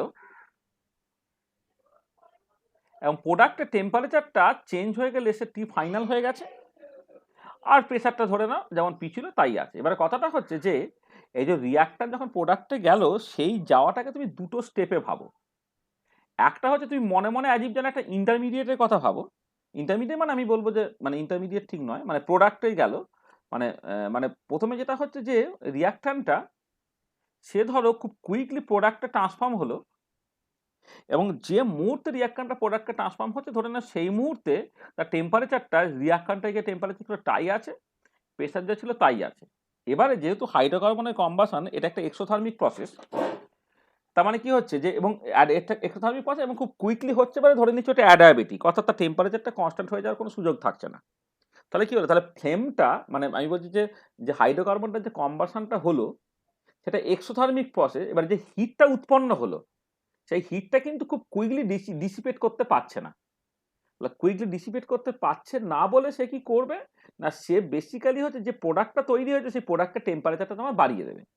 ধরো একটা হাইড্রোকার্বন সে দহন হয়ে কার্বন ডাইঅক্সাইড এবং জল তৈরি করেছে বা জলীয় বাষ্প তৈরি করেছে, তাহলে মানে হাইড্রোকার্বন একটা অক্সিজেনের প্রেজেন্সে তার কম্বাসন হয়েছে, সে কার্বন ডাইঅক্সাইড এবং ওয়াটার ভেপার তৈরি করেছে। এই কার্বন ডাইঅক্সাইড এবং ওয়াটার ভেপার সেটা ফ্লেমের মধ্যে আছে, তার টেম্পারেচারটা আলটিমেটলি বেড়ে গেল। তাহলে দেখো, তাহলে রিয়াক্টর বা হাইড্রোকার্বন তার কম্বাসন হলো, কম্বাসন প্রসেসটা হচ্ছে এক্সোথার্মিক প্রসেস, অর্থাৎ হিট উৎপন্ন হয়েছে, সেই হিটটা তোমার প্রকৃতিতে অত কুইকলি ডিসিপেট করতে পারছে না। তাহলে ওই অল্প সময়ের মধ্যে যেটা হয়ে যাচ্ছে সেটা হচ্ছে যে মানে যেহেতু অল্প সময়ের মধ্যে ওই হিটটা ডিসিপেট করতে পারছে না বলে ওটাকে তুমি একটা অ্যাডাবেটিক প্রসেস ধরে নিতে পারো। তাহলে এই যে হিটটা উৎপন্ন হলো সেই হিটটা থাকবে তাহলে কোথায়, সেটা বেসিক্যালি হচ্ছে ওই যে ফ্লেম যেটা প্রোডাক্ট তৈরি হয়েছে এই প্রোডাক্টের টেম্পারেচারটা বাড়াবে। তার মানে সেকেন্ড স্টেপে তোমার আমি এইরকম ভাবে লিখছি, এই যে প্রোডাক্টটা যে বেসিক্যালি ইনিশিয়াল টেম্পারেচার টিআই এবং প্রেসার পি ছিল, সেইখান থেকে তোমার তার দেখো প্রোডাক্টের টেম্পারেচারটাকে বেড়ে গেল। তাহলে আমি আলটিমেটলি রিয়াকশনটা হচ্ছে রিয়াক্টর কোনো একটা গিভেন টেম্পারেচার থেকে প্রোডাক্ট একটা অন্য টেম্পারেচারে তৈরি হলো, সেইটাকে তুমি দুটো স্টেপে ভাগ করে লিখছো, স্টেপ 1 এটা, আর এটা হচ্ছে ধরো স্টেপ 2 এইটা। আচ্ছা, এবারে হচ্ছে তুমি যেটা করতে পারছো ওভারঅল তুমি এনথালপির চেঞ্জটাকে তুমি হয়তো মেজার করতে পেরেছো, মানে ওভারঅল এনথালপির চেঞ্জটাকে মেজার করতে পেরেছি, মানে যে আমি ওভারঅল রিয়াকশনটা এইখান থেকে যে এইখানে যাচ্ছি, হ্যাঁ, মানে এই যে এইখান থেকে সরাসরি মানে এটা ওভারঅল রিয়াকশনটা কিরকম, ওভারঅল রিয়াকশন সেটা হচ্ছে এই দুটোকে যদি যোগ করে দাও, রিয়াক্টরটা টেম্পারেচার টিআই প্রেসার পি থেকে প্রোডাক্ট টেম্পারেচার টিএফ আর প্রেসার পিতে যাচ্ছে। ধরে নাও এই যে রিয়াকশনসটা, সেই রিয়াকশনের জন্য তুমি একটা ওভারঅল এনথালপি চেঞ্জ পেয়েছো, এইটার জন্য এনথালপি চেঞ্জটা ডেল্টা আর এইচ এটা। আচ্ছা, এবার এইটার জন্য যদি এনথালপি চেঞ্জটা ডেল্টা এইচ 1 বলো, এইটা কোনো enthalpy change delta delta R H 2 বলো, তার মানে পরিষ্কার যে delta R H 1 plus delta R H 2 সেটা ডেল্টা আর এইচ তার সঙ্গে সমান হবে। স্টেপ 1 এর জন্য এনথালপি চেঞ্জটা ডেল্টা আর এইচ 1, স্টেপ 2 এর জন্য এনথালপি চেঞ্জটা ডেল্টা আর এইচ 2 সেটা হচ্ছে ডেল্টা আর এইচ এর সঙ্গে সমান হবে। আচ্ছা, এবারে এখানে একটা ব্যাপার আছে, সেটা হচ্ছে কি তোমার এই যে ডেল্টা আর এই যে তোমার এই যে জায়গাটা মানে ডেল্টা ডেল্টা এটা ডেল্টা আর এইচ 1 যেমন আছে থাক, ডেল্টা আর এইচ 2টা অ্যাকচুয়ালি কি না প্রোডাক্টে গেছে, শুধু টেম্পারেচার টি আই থেকে টি এফ এ চলে গেছে। তার মানে এইটাকে তুমি লিখতে পারো, দেখো তুমি এইটা তো নিশ্চয়ই জানো, ডিএইচটা হচ্ছে তোমার N CP bar into DT এইরকম ভাবে লিখতে পারছো। তাহলে এই ক্ষেত্রে এনথালপির চেঞ্জটা তুমি লিখতে পারো কি, যদি ধরে নাও যে সিপিটা is independent of temperature within the temperature T1 to T2, তাহলে এটা কি লিখতে পারছো কি T final minus T initial এইরকম ভাবে লিখতে পারবে। তার মানে দেখো স্টেপ টুতে যে এনথালপির চেঞ্জটা সেটা হচ্ছে N CP bar into CP bar of কি, CP bar of product, N CP bar of product product, তার সঙ্গে কি হবে না T final minus T initial, এইটা হচ্ছে তোমার ডেল্টা আর এইচ এর সঙ্গে তোমার বেসিক্যালি সমান হচ্ছে এটা। তাহলে এখান থেকে দেখো N CP bar of product T final minus T initial, এটা হয়েছে ডেল্টা আর এইচ মানে enthalpy of the reaction minus delta R H 1, অর্থাৎ এই প্রথম স্টেপটার জন্য এনথালপি চেঞ্জ সেইটা। তাহলে এখান থেকে টি এফটা তুমি পেয়ে গেলে delta R H minus delta R H 1 by N CP bar of product এইটা প্লাস টি1। দেখো তুমি যদি ইনিশিয়াল টেম্পারেচারটা জানো, ইনিশিয়ালি রিয়াকশনটা যে টেম্পারেচারে ছিল সেটা যদি তুমি জানো, আর যদি ওই টেম্পারেচারে রিয়াকশন থেকে প্রোডাক্টে গেলে তার যে এনথালপির চেঞ্জটা হয় আর কি সেটা যদি তুমি জানো এটা, তাহলে তুমি সেইখান থেকে ফাইনাল টেম্পারেচারটা বের করে ফেলতে পারলে, এবং ফাইনাল টেম্পারেচারটাই হচ্ছে তোমার বেসিক্যালি ফ্লেমের টেম্পারেচার। ঠিক আছে, তাহলে এই হচ্ছে তোমার করসপন্ডিংলি ফর্মুলাটা। ঠিক আছে, তাহলে এইরকম ভাবে তুমি ফ্লেমের টেম্পারেচারটাকে ক্যালকুলেট করে ফেলতে পারবে। ঠিক আছে, বোঝা গেল? হ্যাঁ স্যার। ঠিক আছে।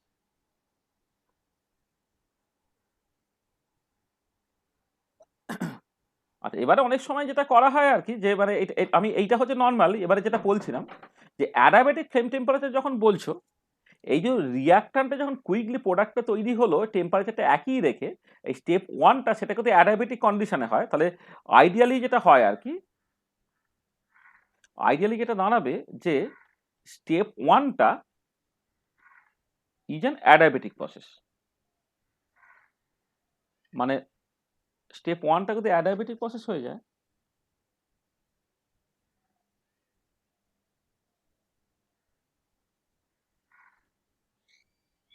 Is an adiabatic process ideally, তো তখন তোমার ডেল্টা আর এইচ 1 যেটা সেটা তুমি তখন 0 বলতে পারবে। মানে স্টেপ 1টা মানে খুব কুইকলি যদি রিয়াকশনটা প্রোডাক্টে কম্বাসনটা হয় আর কি, তখন এই প্রসেসটা মোরাললেস অ্যাডায়াবেটিক ধরে নেয়। খুব কুইক প্রসেস হলেই সবসময় অ্যাডায়াবেটিক তুমি ধরতে পারো, কারণ তার ক্ষেত্রে তোমার ওই মানে কি বলবো এত তাড়াতাড়ি হচ্ছে যে তোমার ওই সময়ের মধ্যে সিস্টেম থেকে সারাউন্ডিং বা সারাউন্ডিং থেকে সিস্টেমে হিটের আদান প্রদান করতে পারছে না।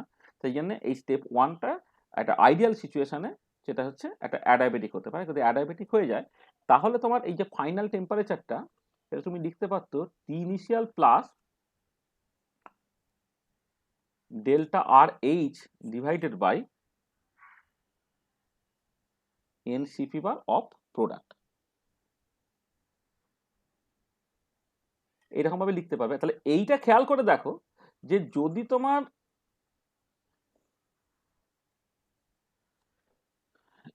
মানে যে এক্সোথার্মিক প্রসেস হওয়ার জন্য হিটটা যদি এই স্টেপ 1-এ যদি ডিসিপেট করে যেত তাহলে প্রোডাক্টটা টেম্পারেচার যতটা বাড়তো, আর আইডিয়ালি যদি অ্যাডায়াবেটিক কন্ডিশনে হয় অর্থাৎ হিটটা যদি ডিসিপেট না করে যায় তাহলে অবভিয়াসলি কি হবে না টেম্পারেচারটা আরো বেশি বাড়বে। সেখানে এই যে টেম্পারেচারটা এইটাই হচ্ছে ম্যাক্সিমাম ফ্লেম টেম্পারেচার, এটা হচ্ছে ম্যাক্সিমাম ফ্লেম টেম্পারেচার। আর অ্যাকচুয়াল সিচুয়েশনে বাস্তবে যেটা হবে যে ওটা স্ট্রিক্টলি তুমি অ্যাডায়াবেটিক বলতে পারবে না, কারণ তোমার কিছুটা হিট তো ডিসিপেট করে যাবেই, কিছুটা হিট যদি ডিসিপেট করে যায় তাহলে এই যে টার্মটা এই টার্মটার একটা নন জিরো ভ্যালু থাকবে, তাহলে নন জিরো ভ্যালু যদি থেকে যায় তাহলে তোমার টেম্পারেচারটা যতটা বাড়ার কথা সেটা ততটা বাড়তে পারবে না আর কি। তো যখন আমি অ্যাডায়াবেটিক ফ্লেম টেম্পারেচার বলছি তাহলে এইটা হচ্ছে ম্যাক্সিমাম ফ্লেম টেম্পারেচার, আর এটাই হচ্ছে adiabatic flame temperature. Adiabatic flame temperature বাস্তবে কিন্তু অ্যাকচুয়ালি ফ্লেম টেম্পারেচারটা অ্যাডায়াবেটিক ফ্লেম টেম্পারেচার থেকে একটুখানি কম হয় আর কি, বুঝতে ব্যাপার? ঠিক আছে তো জিনিসটা? হ্যাঁ স্যার। আর এখানে একটা জিনিস একটুখানি বলে নিই, আর একটা সেটা হচ্ছে কি তুমি এবারে রিয়াকশনটা এক্সোথার্মি না এন্ডোথার্মি তার মতো করে তুমি ব্যাপারটাকে বুঝতে পারছো। যে ধরো যদি তোমার এ হয়, মানে কি করলাম,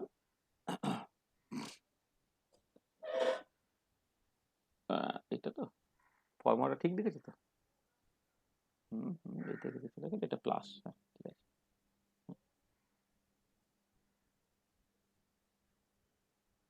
ঠিক আছে, এইভাবে আর কি।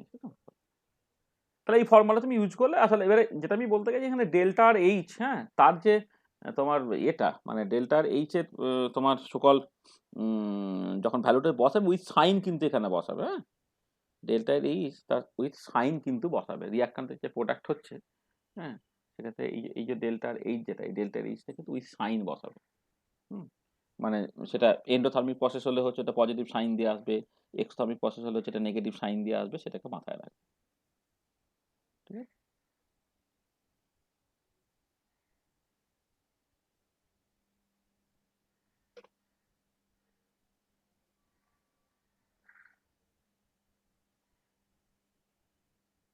না আমি একটুখানি ভুল করেছি, ওই জন্যই হচ্ছে, দাঁড়া এক সেকেন্ড, এক সেকেন্ড, মানে মানে আমার এইখানে একটুখানি ভুল হয়েছে, সেটা হচ্ছে যে স্টেপ ওয়ানটা অ্যাডাবেটিক প্রসেস নয়, মানে রিয়াকশন থেকে প্রোডাক্ট হচ্ছে ওভারঅল রিয়াকশনটা হচ্ছে তোমার বেসিক্যালি অ্যাডাবেটিক প্রসেস। মানে আইডিয়ালি হচ্ছে রিয়াকশনটা অ্যাডাবেটিক প্রসেস, দেন ডেল্টা আর এইচটা হচ্ছে জিরো। আমি একটু ভুল করছি, তাহলে ইনিশিয়ালি মানে আইডিয়ালি এই যে রিয়াকশনটা মানে ওভারঅল রিয়াকশন, যেটা ওভারঅল রিয়াকশনটা, হ্যাঁ, ওভারঅল রিয়াকশনটা হচ্ছে তোমার বেসিক্যালি অ্যাডাবেটিক্যালি ঘটছে, মানে রিয়াকশন কোনো একটা গিভেন টেম্পারেচার প্রেসার থেকে প্রোডাক্ট যে একটা ফাইনাল টেম্পারেচার প্রোডাক্টটাই আছে, এইটা হচ্ছে তোমার অ্যাডাবেটিক্যালি ঘটে। ডেল্টা আর এইচটা হচ্ছে তোমার জিরো, ডেল্টা আর এইচটা যদি এখানে জিরো করে দাও তাহলে এটা দাঁড়াচ্ছে, সেটা হচ্ছে তোমার এটা মাইনাস হচ্ছে আর ডেল্টা আর এইচ ওয়ান হচ্ছে। এটা একটুখানি ভুল হয়েছে, হ্যাঁ এইটা। তাহলে টিএফ মানে ওভারঅল রিয়াকশনটা অ্যাডাবেটিক কন্ডিশনে ঘটছে, খুব কুইকলি যদি হয় ওভারঅল রিয়াকশনটা অ্যাডাবেটিক কন্ডিশনে ঘটছে, তার জন্য ডেল্টা আর এইচটা হচ্ছে জিরো, আর ডেল্টা এইচটা জিরো হয়ে গেলে টিএফটা হচ্ছে TI minus delta R H one. এটা কেন আমার মনে হলো যে আমি ভুল করেছি, দেখো খেয়াল করে, যে যদি তোমার ধরো এক্সোথার্মিক প্রসেস হয়, মানে এক্সোথার্মিক প্রসেস মানে যে স্টেপ ওয়ানটা, হ্যাঁ, এটা যদি এক্সোথার্মিক হয়, তাহলে স্টেপ ওয়ান যদি এক্সোথার্মিক হয় তখন কি হবে, ডেল্টার এইচ ওয়ান যেটা সেটা লেস দ্যান জিরো, তখন টিএফটা গ্রেটার দেন টিআই হবে, তাই তো হওয়া উচিত।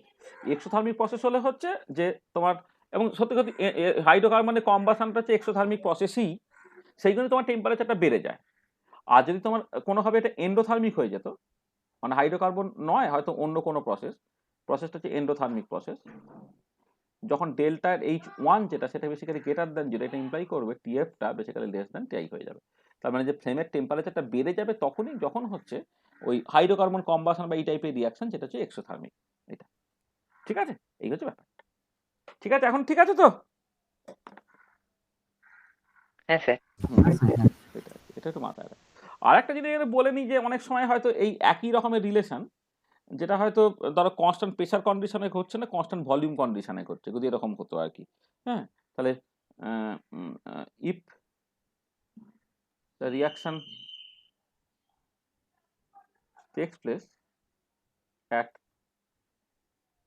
কনস্ট্যান্ট ভলিউম, মানে আমরা এমনি হাইড্রোকার্বন যখন দহন করছি, মানে আমাদের এলপিজি সিলিন্ডার থেকে গ্যাস বেরোচ্ছে, সেটা যখন পোড়াচ্ছি, সেটা ওপেন এয়ারে ঘটছে, সেখানে প্রেশারটা কনস্ট্যান্ট, ভলিউম কনস্ট্যান্ট রাখার গল্পই নেই।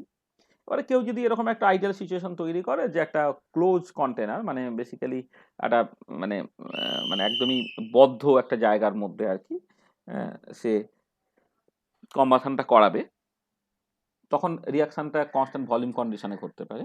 যে কনস্ট্যান্ট ভলিউম কন্ডিশনে যদি ঘটে তখন তুমি যেটা করবে কিছুই না, টিএফটা হচ্ছে টিআই মাইনা, এবার এই এনথালপির চেঞ্জটা হচ্ছে হিটের চেঞ্জ এর কনস্ট্যান্ট প্রেসারে, আর হিটের চেঞ্জ তখন কনস্ট্যান্ট ভলিউম দিয়ে তোমাকে রিপ্লেস করে দিতে হবে, তখন এটা হয়ে যাবে তোমার delta R U at temperature, মানে টি ওয়ান আর কি, delta R H, delta R U one basically এটা, এইটা ডিভাইডেড বাই হচ্ছে NCP bar product, oh sorry NCV bar product.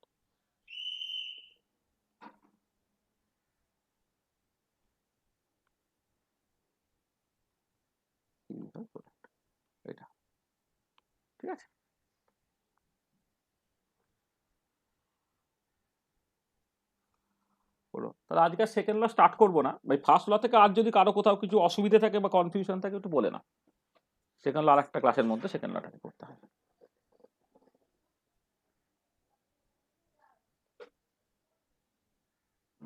আচ্ছা তোমাদের এখন তো কলেজ ফলেজ একটু ছুটি চলছে নাকি, মানে একটুখানি ওই 9টা থেকে 11টা এরকম একটা সময় একদিন পড়ে নিতে পারবে? তো কবে করবে? কাল পরশু তো তোমাদের এমনি পড়া, মানে বৃহস্পতিবার করতে হবে তাহলে, মানে 9টা থেকে 11টা এরকম একটা সকালের দিকে। স্যার আমাদের তো ক্লাস শুরু হয়ে গেল। মানে বৃহস্পতিবার 9টা থেকে 11টা ফাঁকা আছে? না মানে স্যার আমাদের কলেজে ক্লাস আছে। বৃহস্পতিবারে আছে না? এমনি হ্যাঁ স্যার। মঙ্গল বুধ তো তোমাদের এমনি পড়া আছে কাল পরশু, তাহলে কাল পরশু তো করে লাভ নাই, মানে তোমার আর শনিবারে তো এমনি হয়তো ওইটা নিয়ে যে গেসিয়াস টেট নিয়ে যে এমসিকিউ গুলো ইত্যাদি ডিসকাশন যেগুলো সেগুলো তো আছে। তাহলে যদি বৃহস্পতিবার বা শুক্রবারের মধ্যে একটা ডেট বের করে ফেলতে পারো, রাতের দিকগুলো এখন রোজ এনগেজড হয়ে গেছে, তোমার ওই ওরকম 9টা থেকে 11টা এই সময়টা ফাঁকা আছে আর কি। ওই সময় ছেলের ক্লাস হতো, ছেলেদের ক্লাসটা এখন ছুটি আছে, ওই সময়টা আমার সেট আপ থেকে শুরু করে আমি সবই ফ্রি, মানে বৃহস্পতিবার বা শুক্রবার স্পেসিফিক্যালি ফাঁকা আছে এরকম নেই তো, মানে জেনারেলি 9টা থেকে ক্লাস আছে আমি বুঝতে পারছি কলেজে, কিন্তু এই সপ্তাহে বৃহস্পতিবার বা শুক্রবার, হ্যাঁ সকাল 9টা থেকে 11টা এই সময়ের মধ্যে ফাঁকা আছে কিনা আর কি। কারণ মানে বৃহস্পতিবার কি ক্লাস আছে তোদের? হ্যাঁ স্যার আছে। আছে ক্লাস, আচ্ছা শুক্রবারও আছে তাই তো? না স্যার শুক্রবার নেই, শুক্রবার নেই আমাদের। শুক্রবার কাদেরও ক্লাস আছে রে 9টা থেকে 11টা সকালে?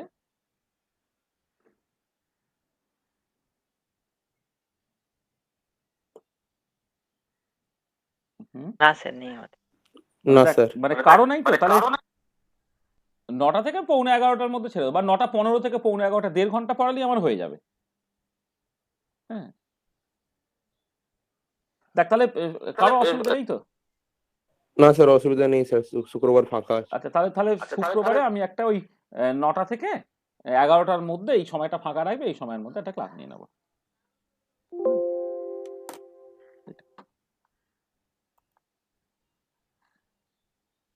হুম,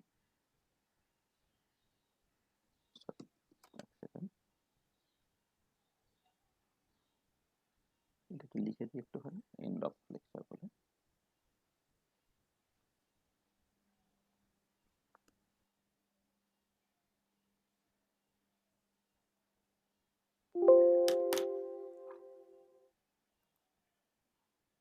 হ্যাঁ বল, কারো যদি কিছু অসুবিধা থাকে তো বল।